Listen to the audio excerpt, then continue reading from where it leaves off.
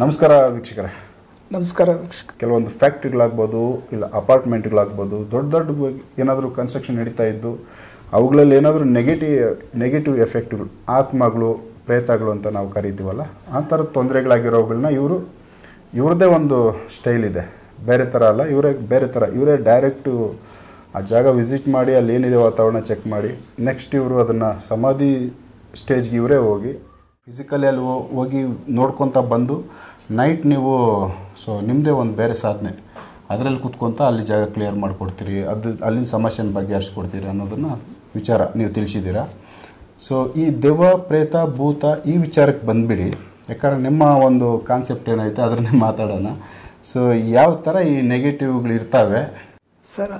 ಆತ್ಮಗಳು 100ಕ್ಕೆ 90 ಜನದ ಜೊತೆ ಒಳಗಡೆ ಮಿಂಗಲಾಗಿದೆ. ಅವ್ರು ಅನುಭವಿಸ್ತಕ್ಕಂಥ ಕಷ್ಟಗಳು, ಲಾಸು, ಸುಸೈಡು, ಕಾಯಿಲೆಗೊಳಗಾಗ್ತಕ್ಕಂಥದ್ದು ಕಂಪ್ಲೀಟ್ ಎಲ್ಲ ಪ್ರತಿಯೊಂದು ಈ ನೆಗೆಟಿವ್ ಸಂಬಂಧಪಟ್ಟಿದೆ ಅಂತ ನನ್ನ ಲೆಕ್ಕಾಚಾರದಲ್ಲಿ ನಾನು ಹೇಳ್ತಾ ಇದ್ದೀನಿ. ಯಾತಕ್ಕೆ ಅಂತಂದರೆ ಭಾಳಷ್ಟು ಕೇಸ್ಗಳು ನಾನು ನೋಡಿದ್ದೀನಿ. ಚೆನ್ನಾಗಿದ್ದೋ ಕೆಳಗೆ ಬಿದ್ದೋಗ್ಬಿಟ್ಟು, ಚೆನ್ನಾಗಿದ್ದೋ ಲಾಸ್ ಆಗ್ಬಿಟ್ಟು, ಚೆನ್ನಾಗಿದ್ದೋ ಯಾರೋ ಮಾಡಿಸ್ಬಿಟ್ಟವ್ರೆ, ಯಾರೋ ಇದು ಮಾಡಿಸ್ಬಿಟ್ಟಿದ್ದಾರೆ. ನಾವು ಯಾವ ದೇವಸ್ಥಾನಕ್ಕೆ ಹೋದ್ರೂ ಬಿಡುಗಡೆ ಆಗ್ತಾ ಇಲ್ಲ. ಏನು ಅಂತ ನಾವು ಯಾರಿಗೂ ಕಳ್ಕೊಂಡವ್ರಿಗೆ ಲಕ್ಷಾಂತರ ರೂಪಾಯಿ, ಕೋಟಿಗಟ್ಟಲೆ ನಾವು ಕೊಡೋಕ್ಕಾಗಲ್ಲ. ಆದರೆ ಅವ್ರಿಗಿರ್ತಕ್ಕಂಥ ಸಮಸ್ಯೆನ ಬಿಡುಗಡೆ, ಅವರಲ್ಲಿರ್ತಕ್ಕಂಥ ಕೆಟ್ಟ ಈ ಕಾಯಿಲೆನ ನಾನು ಹೊರಗಡೆ ತೆಗೆದಾಗ ಏನಾಗುತ್ತೆ, ಅವ್ರಿಗೆ ಮುಂದಿನ ದಾರಿ, ಒಳ್ಳೆ ದಾರಿಗಳು ಸಿಗೋ ಚಾನ್ಸಸ್ಸು ಭಾಳಷ್ಟು ಕೇಸ್ಗಳು ನಾನು ನೋಡ್ಬಿಟ್ಟಿದ್ದೀನಿ. ನಾನು ಇದುವರೆಗೂ ಅಟೆಂಡ್ ಮಾಡಿರ್ತಕ್ಕಂಥ ಒಂದು 14,000 15,000 ಕೇಸ್ಗಳಲ್ಲಿ ಹೆಚ್ಚು ಕಮ್ಮಿ ಒಂದು 8ರಿಂದ 10 ಕೇಸ್ಗಳು ಫೇಲ್ಯೂರ್ ಆಗಿದೆ. ನಾನಿಲ್ಲ ಅಂತ ಹೇಳ್ತಲ್ಲ, ಫೇಲ್ಯೂರ್ ಆಗಿದೆ. ಯಾಕೆ ಅಂದರೆ ಅವರು ನನಗೆ ಕರೆಕ್ಟಾಗಿ ಕಮ್ಯುನಿಕೇಷನ್ನು, ಕಾಂಟ್ಯಾಕ್ಟ್ಗಳು, ನಾನು ಫೋನ್ ಮಾಡಿದಾಗ ಫೋನ್ ಎತ್ತಾ ಇದ್ದಾಗ ಏನಾಗುತ್ತೆ, ಕೆಲವು ಟೈಮ್ ಮಿಸ್ ಆಗಿದೆ. ನಮ್ಮನ್ನು ನಂಬ್ಕೊಂಡು ನಮ್ಮ ಹಿಂದೆ ಮುಂದೆ ಬಿದ್ದು ಫೋನ್ ಮಾಡಿ ನಾವು ಅಟೆಂಡ್ ಮಾಡ್ತಕ್ಕಂಥ ವ್ಯಕ್ತಿಗಳಿಗೆ ಖಂಡಿತವಾಗಲೂ ಒಳ್ಳೆಗಾಗಿರೋ ಸಾವಿರಾರು ಕೇಸ್ಗಳಿದೆ. ಒಂದಲ್ಲ ನನಗೆ ಹೇಳೋಕ್ಕಾಗ್ತದಲ್ಲ, ಅಷ್ಟೊಂದು ಕೇಸ್ಗಳಿದ್ದಾವೆ. ಯಾಕಂದರೆ ಇದು ಈ ಆತ್ಮಗಳಿಂದ ಮನುಷ್ಯನಿಗೆ ಬರ್ತಾ ಇರ್ತಕ್ಕಂಥ ಕಾಯಿಲೆಗಳು ಅಟ್ಯಾಕ್ ಆಗ್ತವೆ. ಹಾಸ್ಪಿಟ್ಲಲ್ಲಿ ಸ್ಕ್ಯಾನಿಂಗಲ್ಲಿ ಚೆಕ್ ಮಾಡಿದಾಗ ನಿಮಗೆ ನಾರ್ಮಲ್ ಕಂಡೀಷನ್ ಬರುತ್ತೆ. ಬಟ್ ಇದ್ರ ಕಾಯಿಲೆಯಲ್ಲಿ ನರಳ್ತಾ ಇರ್ತಾನೆ ಆತ್ಮ, ನರಳ್ತಾ ಇರ್ತಾನೆ ಮನುಷ್ಯ. ಇದು ಏನಾಗುತ್ತೆ, ಇದು ಯಾವುದಕ್ಕೂ ಸಿಗಲ್ಲ. ನಾವೇನೋ ಮಾಡಿಸ್ಬಿಟ್ಟಿದ್ದಾರೆ, ಎಲ್ಲೋ ಪೂಜೆ ಮಾಡಿಸ್ಬಿಟ್ಟಿದ್ದಾರೆ, ಯಾರೋ ನಮ್ಮ ಮೇಲೇನೋ ದ್ವೇಷಕ್ಕೆ ಮಾಡಿಸಿದ್ದಾರೆ ಅಂತ ಜನ ತಪ್ಪು ತಿಳ್ಕೊತಾರೆ. ಆ ದೇವಸ್ಥಾನಕ್ಕೆ ಹೋಗು, ಈ ದೇವಸ್ಥಾನಕ್ಕೆ ಹೋಗು, ತಡೆ ಓಡಿಸು, ಇನ್ನೊಂದು ಮಾಡು, ಮತ್ತೊಂದು ಮಾಡು ಹೋಗ್ತಾರೆ. ಲಕ್ಷಾಂತರ ರೂಪಾಯಿ ಖರ್ಚು ಮಾಡ್ತಾರೆ. ಅವಾಗ ಏನು ಬಿಡುಗಡೆ ಕಷ್ಟ. ಅಂದರೆ ಬುಡು ಸಮೇತ ತೆಗಿಬೇಕು ಅದನ್ನು. ಆ ಆತ್ಮ ಅಂತಕ್ಕಂಥದ್ದು ಒಂದು ಕಾಯಿಲೆ ಅಂತ ಕರಿತೀನಿ ನಾನು, ಆತ್ಮ ಅಂತ ಕರೆಯಲ್ಲ ನಾನು, ಕಾಯಿಲೆ ಅಂತ ಕರಿತೀನಿ. ಅದನ್ನು ಬುಡು ಸಮೇತ ನಾವು ತೆಗೆದಾಗ ಏನಾಗುತ್ತೆ, ಆ ಮನುಷ್ಯ 24 ಗಂಟೆ 48 ಗಂಟೆ ಒಳಗಡೆ ಅವನು ಪೂರ್ಣ ಪ್ರಮಾಣದ ಸ್ಥಿತಿಗೆ ಬಂದ್ಬಿಡ್ತಾನೆ. ನಾರ್ಮಲ್ ಸ್ಟೇಜಿಗೆ ಬಂದ್ಬಿಡ್ತಾರೆ. ಯಾಕಂದ್ರೆ ಅವನ ಮೈಂಡ್ ಅಷ್ಟು ದಿವಸ ಬ್ಲ್ಯಾಕ್ ಆಗಿರ್ತದೆ, ಬ್ಲ್ಯಾಕ್ ಆಗಿರುತ್ತೆ. ಇದರಲ್ಲಿ ಆತ್ಮಗಳಲ್ಲಿ 3-4 ಥರ ವಿಧಾನಗಳಿದ್ದಾವೆ. ನಾರ್ಮಲ್ ಆಗಿರ್ತಕ್ಕಂಥ ಆತ್ಮಗಳು ಒಂದು ದೇವಸ್ಥಾನಕ್ಕೆ ಹೋದರೆ ತಪ್ಪಕ್ಕಂತ ಬಿದ್ದೋಗ್ಬಿಡ್ತಾರೆ. ಕೆಲವು ಟೈಮು ಅಲ್ಲಿ ದೇವಸ್ಥಾನಕ್ಕೆ ಹೋದ ತಕ್ಷಣ ಚೆನ್ನಾಗಿ ಆಗ್ಬಿಡ್ತಾರೆ, ಕೆಲವು ಟೈಮು ಭಯ ಬಿದ್ದು. ಕೆಲವು ಸ್ಟ್ರಾಂಗ್ ಆಗಿ ಕೂತ್ಕೊಳ್ತಕ್ಕಂಥ ಆತ್ಮಗಳೇನು ಮಾಡ್ತವೆ, ಮನುಷ್ಯನ ಬಿಟ್ಟೋಗಲ್ಲ, ದೇವಸ್ಥಾನಕ್ಕೆ ಹೋಗೋಕ್ಕೂ ಮನಸ್ಸಿರಲ್ಲ, ಬೈ ಫೋರ್ಸ್ ಹೋಗ್ತಾರೆ. ಅಲ್ಲಿಂದ ಬಂದ ಮೇಲೆ ಏನಾಗುತ್ತೆ, ಮತ್ತೆ ಅದೇ ಸ್ಥಿತಿ, ಪೂಜೆ ಪುನಸ್ಕಾರಕ್ಕೆ ಬೊಗ್ಗಲ್ಲ, ನೀವು ಕುಂಡಿಸ್ಕೊಂಡು ಒಡೆದು ಪಡೆದು ಇದು ಮಾಡೋಕ್ಕಾಗಲ್ಲ. ಅದನ್ನು ಬೇರೆ ಯಾವ ಥರನೂ ತೆಗೆಯೋದು ಕಷ್ಟ. ನನ್ನ ದೃಷ್ಟಿ ಒಳಗಡೆ ನಾನು ಇದುವರೆಗೂ ಅಟೆಂಡ್ ಮಾಡಿರೋ ಕೇಸ್ಗಳಲ್ಲಿ ಹೆಚ್ಚು ಕಮ್ಮಿ 99% ಗುಣಮುಖರಾಗಿರೋರೆ ಭಾಳ ಜನ ಇದ್ದಾರೆ. ಸೂಪರ್. ಅಂದರೆ ಆಲ್ಮೋಸ್ಟ್ ಸಕ್ಸಸ್ ಇದೆ, ಸಕ್ಸಸ್ ಜಾಸ್ತಿ ಕೊಟ್ಟಿದ್ದೀವಿ. ಸಕ್ಸಸ್ ಆತ್ಮಗಳು ನೀವು ಅಬ್ಸರ್ವ್ ಮಾಡಿರೋ ಥರ ಯಾವ ಥರ ಕ್ಲಿಯರ್ ಮಾಡ್ಕೊಡ್ತೀರಾ, ಆ ವಿಚಾರ ತಿಳಿಸಿ ಸರ್. ಈಗ ನಾನು ಯಾರೋ ಒಬ್ಬ ವ್ಯಕ್ತಿಗೆ ಏನೋ ಒಂದು ತೊಂದರೆ ಇರ್ತಿದೆ, ನಾನು ಎಲ್ಲಿದ್ದೀನಿ ಅಂತ ಗೊತ್ತಿಲ್ಲ. ಇವತ್ತರೆಗೂ ನನ್ನ ಮುಖನ ಒಂದು 10,000 ಜನ ನನ್ನ ಮುಖ ನೋಡೇ ಇಲ್ಲ, ನಾನು ಎಲ್ಲಿದ್ದೀನಿ ಅಂತಲೂ ಗೊತ್ತಿಲ್ಲ. ಪರಿಹಾರ ಪಡ್ಕೊಂಡಿದ್ದಾರೆ. ಅವರ ಫೋಟೋ ಕಳಿಸಿದ ತಕ್ಷಣ ಆ ಫೋಟೋ ನೋಡಿ ನಾನು, ನಿಮ್ಗಿಂತ ತೊಂದರೆಗಳಿದೆ, ಈ ಥರ ಪ್ರಾಬ್ಲಮ್ಸ್ ಇದೆ ಅಂದಾಗ ಅದೇ ಪ್ರಾಬ್ಲಮ್ಸ್ಗೆ ಅವ್ರು ಲಕ್ಷಾಂತರ ರೂಪಾಯಿ ಕಳ್ಕೊಂಡಿರ್ತಾರೆ. ನಮ್ಮ ಹತ್ರ ಬಂದಾಗ ನನಗೆ, ಯಾಕಂದರೆ ನನ್ನ ಪ್ರಾಣನ ಒತ್ತೆ ಇಕ್ಕಿ ನಾನು ಈ ಕೆಲಸ ಮಾಡೋದು. ನೀವು ಕಣ್ಣು ಕಾಣಿಸೋರ ಜೊತೆ ಹೆಂಗ್ ಬೇಕಾದರೂ ಹೊಡೆದಾಡ್ಬೋದು, ಕಣ್ಣಿಗೆ ಕಾಣಿಸ್ತಾ ಇರ್ತಕ್ಕಂಥ ಆತ್ಮಗಳ ಜೊತೆ ಹೊಡೆದಾಡೋದು ಬಹಳ ಕಷ್ಟ ಆಗುತ್ತೆ. ಯಾಕಂದ್ರೆ ಅವು ನಮ್ಮ ಪ್ರಾಣ ತೆಗೆಯೋಕ್ಕೂ ಏಸಲ್ಲ. ಅದನ್ನು ನಾವು ಅವಾಯ್ಡ್ ಮಾಡಿಕೊಂಡು ನಿಮಗೆ ಒಳ್ಳೇದಾಗಬೇಕಂತಲೇ ನಾನು ಕಷ್ಟಪಡ್ತೀನಿ. ಖಂಡಿತವಾಗ್ಲೂ ಅವ್ರು ನಂಬಿ ಬಂದಾಗ ಗುಣಮುಖರಾಗಿರೋರು ಸಾವಿರಾರು ಕೇಸ್ಗಳಿದ್ದಾವೆ. ನಾನು ಹೆಸರು ಹೇಳೋದಕ್ಕೆ ಯಾರ್ದು ಇಷ್ಟಪಡಲ್ಲ. ಎಲ್ಲ ದೊಡ್ಡ ದೊಡ್ಡ ವ್ಯಕ್ತಿಗಳದೇ ನಾನು ಕೇಸ್ಗಳು ಅಟೆಂಡ್ ಮಾಡಿದ್ದೀನಿ. ಅದ್ರ ಹೆಸರು ಹೇಳೋಕ್ಕೆ ನಾನು ಇಷ್ಟಪಡಲ್ಲ ನಾನು. ಯಾಕಂದರೆ ನೀವು ಎಂಥ ಕೇಸ್ ಆದರೂ ಆದರೆ ಎಂಥ ವ್ಯಕ್ತಿಗೆ ಲಾಸ್ ಆಗ್ತಾನೆ. ಕೆಲವು ಟೈಮಲ್ಲಿ ಈ ಆತ್ಮಗಳು ಬಂದು ಸೇರ್ಕೊಂಡಾಗ ಮನುಷ್ಯ ಲಾಸ್ ಆಗ್ತಾನೆ. ಕೆಲವು ಟೈಮು ಕಾಯಿಲೆಗಳಲ್ಲಿ ಮುಳುಗ್ತಾ ಇರ್ತಾರೆ. ಯಾವ ಡಾಕ್ಟರ್ ಹತ್ರ ಹೋದ್ರೂ ಅದಕ್ಕೆ ರಿಸಲ್ಟ್ ಸಿಗಲ್ಲ. ಆಮೇಲೆ ಅದು ಬಂದು ಅಟ್ಯಾಕ್ ಆದ ತಕ್ಷಣ ಸಡನ್ನಾಗಿ ಏನು ಕೆಲಸ ಮಾಡಲ್ಲ. ಅದು ಬಂದು 2 ವರ್ಷದ ನಂತರ ಕೆಲಸ ಶುರು ಮಾಡುತ್ತೆ. ಮೊದಲು ವ್ಯಕ್ತಿ ಯಾರು, ಅವನು ಏನು ಕೆಲಸ ಮಾಡ್ತಾನೆ ಅದನ್ನು ಅಬ್ಸರ್ವೇಷನ್ ಮಾಡಿ ಮಾಡಿ ಮಾಡಿ ಮಾಡಿ ಮೈಂಡಲ್ಲಿ ಕೂತ್ಕೊಂಡು ಅದಕ್ಕೆ ತಕ್ಕಂತೆ ಅವನ್ನ ಮ್ಯಾಚ್ ಮಾಡ್ಕೊಳ್ಳುತ್ತೆ. ಅವನು ಕುಡ್ಕ ಅಲ್ಲ, ಇದು ಬಂದು ಒಬ್ಬ ಕುಡ್ಕ, ಒಂದು ಆತ್ಮ. ಅವನು ಬಂದ ಅಂತ ತಕ್ಷಣ ಅವನಿಗೆ ಕುಡಿಯೋ ಚಟ ಇರ್ತಿದೆ, ಇವನು ಕುಡಿಯಲ್ಲ. ಇವನಿಗೆ ಸ್ವಲ್ಪ ಕುಡಿಯೋದನ್ನ ಯಾರೋ ಸ್ನೇಹಿತರ ಮುಖಾಂತರ ಶುರು ಮಾಡಿಸ್ತಾನೆ. ಕೊನೆಗೆ ಇವನೇ ದೊಡ್ಡ ಕುಡ್ಕ ಆಗ್ತಾನೆ. ನೋಡಿದವ್ರು ಏನಂತಾರೆ, ಏನು ಕುಡಿತಾ ಇರಲ್ಲ ರೀ ಫಸ್ಟು, ಈಗ ಸಿಕ್ಕಾಪಟ್ಟೆ ಕುಡಿತಾರೆ. ಸೊ ಅದು ಇಲ್ಲಿಂದ ನೆಗೆಟಿವ್ಗಳಿಂದ ಅದು ಇನ್ಫ್ಲುಯೆನ್ಸ್ ಆಗೋದು. ಆ ನೆಗೆಟಿವ್ ತೆಗೆದುಬಿಟ್ಟಾಗ ಕುಡಿತಾ ಇದ್ದಂಥ ಪ್ರಮಾಣ ಕಮ್ಮಿ ಆಗ್ಬೋದು. ಅವನ ಚಟ ಸ್ವಲ್ಪ ದಿನೇ ಕಮ್ಮಿ ಆಗ್ಬೋದು. ಇಲ್ಲ ಸಡನ್ಲಿ ಬಿಟ್ಬಿಟ್ರೋರು ಸುಮಾರು ಜನ ಇದ್ದಾರೆ ನನ್ನ ಲಿಸ್ಟಲ್ಲಿ. ಅರ್ಥ ಆಯ್ತಾ? ಕೆಲವು ಟೈಮ್ ಆದರೆ ಅವನ ಒಂದು ಸ್ಥಿತಿ ಅಡ್ಡಾದಿಡ್ಡಿ ಹೋಗ್ತಾ ಇರ್ತಕ್ಕಂಥದ್ದು ಮೈನ್ ರೋಡ್ಗೆ ಬರ್ತಿದೆ. ಕೆಲವರು ಈ ಸ್ಪೀಡ್ ಆಡೋ ಚಟ ಇರಲ್ಲ, ಶುರು ಮಾಡ್ಕೊಳ್ತಾರೆ. ಇದು ಯಾರು ಮಾಡ್ಕೊಳ್ಳೋದು? ಇದು ಯಾರು ಮಾಡಲ್ಲ, ಅವ್ನು ಕಲಿಯಲ್ಲ. ಅವನಲ್ಲಿ ಇರ್ತಕ್ಕಂಥ ನೆಗೆಟಿವ್ ಅಂತಕ್ಕಂಥದ್ದು ಆತ್ಮ ಅಂತಕ್ಕಂಥದ್ದು ಇವನಿಗೆ ಕಲಿಸುತ್ತೆ, ಅದನ್ನು ಪ್ರೋತ್ಸಾಹ ಕೊಡ್ತದೆ, ಕಲಿಸುತ್ತೆ. ಅಂದರೆ ಅವು ವ್ಯಕ್ತಿಗೆ ಆ ಥರ ಒಂದು ಇನ್ಫ್ಲುಯೆನ್ಸ್, ಅವರನ್ನ ಪ್ರಚೋದನೆ ಮಾಡೋದು, ಪರಿವರ್ತನೆ ಮಾಡುತ್ತೆ. ಅದು ಪರಿವರ್ತನೆ ಮಾಡುತ್ತೆ. ಆವಾಗ ನೀವೇನು ಮಾಡೋದು? ಕೆಲವರು ನೋಡಿ, ಒಂದು ಹೆಣ್ಮಗಳಲ್ಲಿ ಒಂದು ಗಂಡು ಆತ್ಮ ಬಂದು ಸೇರಿಕೊಳ್ಳುತ್ತೆ, ಒಂದು ಗಂಡಲ್ಲಿ ಬಂದು ಒಂದು ಹೆಣ್ಣು ಆತ್ಮ ಬಂದು ಸೇರಿಕೊಳ್ಳುತ್ತೆ ಅಂದ್ಕೊಳ್ಳಿ. ಆ ಗಂಡು ಆತ್ಮದ್ದೇನ ಆ ಹೆಣ್ಣು ಆತ್ಮಗಳೇನು ಮಾಡ್ತವೆ, ನನಗೊಬ್ಬ ಇವ್ನು ಗಂಡ ಸಿಕ್ತಾ ಅನ್ನೋದು ಎಂಜಾಯ್ ಮಾಡ್ತಾ ಇರ್ತದೆ. ಗಂಡು ಆತ್ಮ ಒಬ್ಬ ಗಂಡಸ್ಟ ಬಾಡಿ ಒಳಗಡೆ ಒಂದು ಹೆಣ್ಣು ಆತ್ಮ ಸೇರಿಕೊಂಡ್ರೆ ನನಗೆ ಒಂದು ಹೆಂಡತಿ ಸಿಕ್ಕಿದ್ಲು, ನನ್ನ ಗಂಡ ಸಿಕ್ತಾ ಅನ್ನೋದು ಎರಡು ಇದಾಗುತ್ತೆ. ಆವಾಗ ಏನಾಗುತ್ತೆ, ಇವರಿಬ್ಬರು ಸೇರಕ್ಕೆ ಬಿಡಲ್ಲ. ಇವರಿಬ್ಬರು ಅವಾಗ ಇಬ್ಬರಿಗೂ ಕ್ಲಾಸ್ ಶುರು ಮಾಡ್ತವೆ. ಕ್ಲಾಸ್ ಶುರು ಮಾಡಿದಾಗ ಎಷ್ಟೋ ಜನ ಡೈವರ್ಸ್ಗೆ ಹೋಗಿದ್ದಾರೆ. ಯಾಕಂದರೆ ಆ ಎಮ್ಮನ್ನು ನೋಡಿದ್ರೆ ಗಂಡನಿಗಾಗಲ್ಲ, ಗಂಡನ ನೋಡಿದ್ರೆ ಹೆಂಡ್ತಿಗಾಗಲ್ಲ. ಸೊ ನಾನು ಬೇಡ ಅಂತ ಡೈವರ್ಸ್ಗೆ ಹೋಗ್ತಾರೆ, ಎಲ್ಲ ಬಿಟ್ಟು ಹೊಟ್ಟೋಗ್ತಾರೆ, ಏನೇನೋ ಆಗೋಗ್ತವೆ. ಅವ್ರಿಗೆ ಯಾರಿಗೂ ನಾವು ಸಿಗಲ್ಲ. ನಾನು ಪಬ್ಲಿಸಿಟಿ ಕಮರ್ಷಿಯಲಿ ಇವತ್ತವರೆಗೂ ನಾನು ಕೂತ್ಕೊಂಡು ಸುಮಾರು 8 ವರ್ಷದಿಂದ ಮಾಡ್ತಾಯಿದ್ದೀನಿ. ನನ್ನಿಂದ ಯಾರಿಗೂ ಒಳ್ಳೇದಾಗಿದೆ ಅವರು ಇನ್ನೊಬ್ಬರಿಗೆ ನಂಬರ್ ಕೊಟ್ಟಾಗ ಮಾತ್ರನೇ ಅವ್ರಿಗೆ ಟೈಮ್ ಬಂದೈತೆ ಅಂತ ನಾನು ತಿಳ್ಕೊತೀನಿ. ನಾವು ಪಬ್ಲಿಸಿಟಿ ಮಾಡಿದ್ರೆ ಕಮರ್ಷಿಯಲ್ ಆಗಿ ಏನೋ ಪಬ್ಲಿಕ್ ಕೂತವ್ರೆ ಅಂತ ತಿಳ್ಕೊಳ್ತಾರೆ ಅಂತ ನಾನು ಮಾಡೋಕ್ಕೆ ಹೋಗಲಿಲ್ಲ. ಅದೇ ಥರ ಮಾಡ್ಕೊಂಡು ಇವತ್ತರೆಗೂ ಒಂದು 14-15 ಸಾವಿರ ಕೇಸ್ಗಳನ್ನ ಅಟೆಂಡ್ ಮಾಡ್ಕೊಂಡು ಬಂದಿದ್ದೀನಿ. ಆಮೇಲೆ ಸರ್, ನೀವು ಸಮಾಧಿ ಸ್ಥಿತಿಗೆ ಹೋಗ್ತೀರಾ, ಯಾವುದಾದ್ರೂ ಸಮಸ್ಯೆಗಳನ್ನ ಬಗೆಹರಿಸ್ಬೇಕಾದ್ರೆ ಡೇನಲ್ಲಿ ಆ ಜಾಗದ ವಾತಾವರಣ ಚೆಕ್ ಮಾಡಿ, ನೈಟ್ ನಾನು ಸಮಾಧಿ ಸ್ಥಿತಿಗೆ ಹೋಗಿ ಅಲ್ಲಿಗೆ ಹೋಗಿ ಅಲ್ಲಿ ಏನೇ ತೊಂದರೆ ಇದ್ರೂ ನಾನು ಅದ್ರ ಆಚೆ ಹಾಕ್ತೀನಿ. ಸೊ ಈ ವಿಚಾರ ಹೇಳಿದ್ರಿ. ಇದು ಬಂದು ಯಾವ ಥರ ಮಾಡ್ತೀರಾ?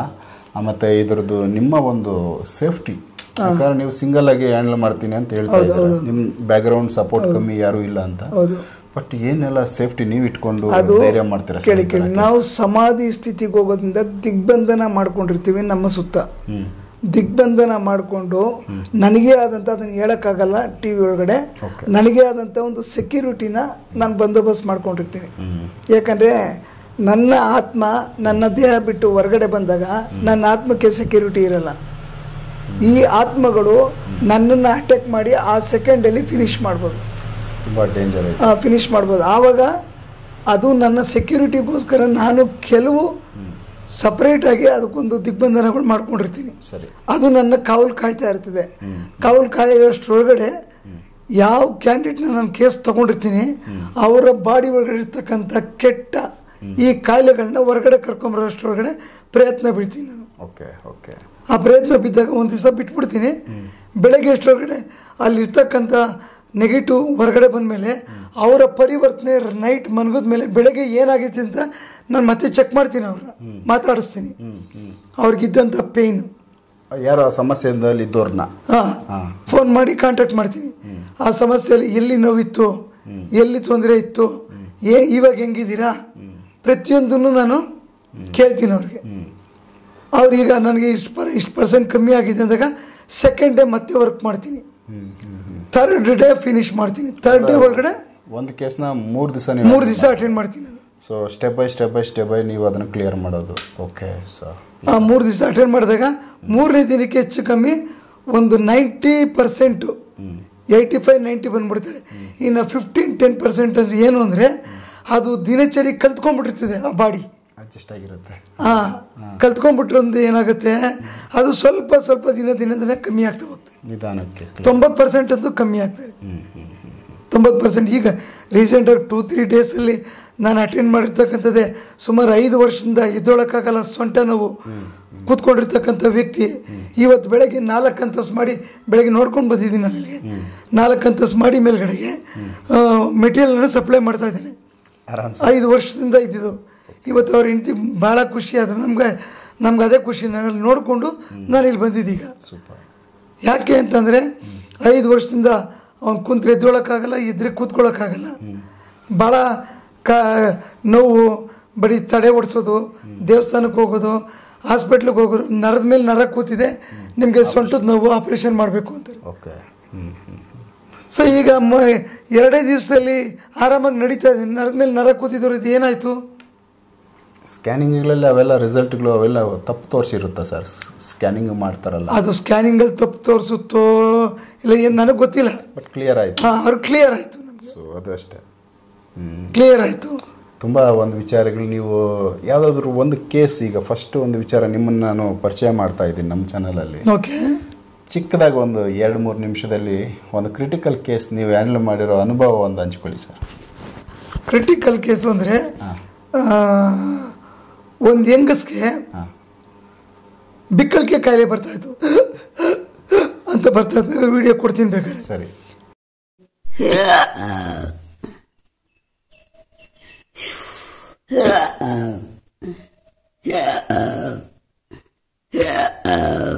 बघा हद्दी कुसकती पाहुणा नाही.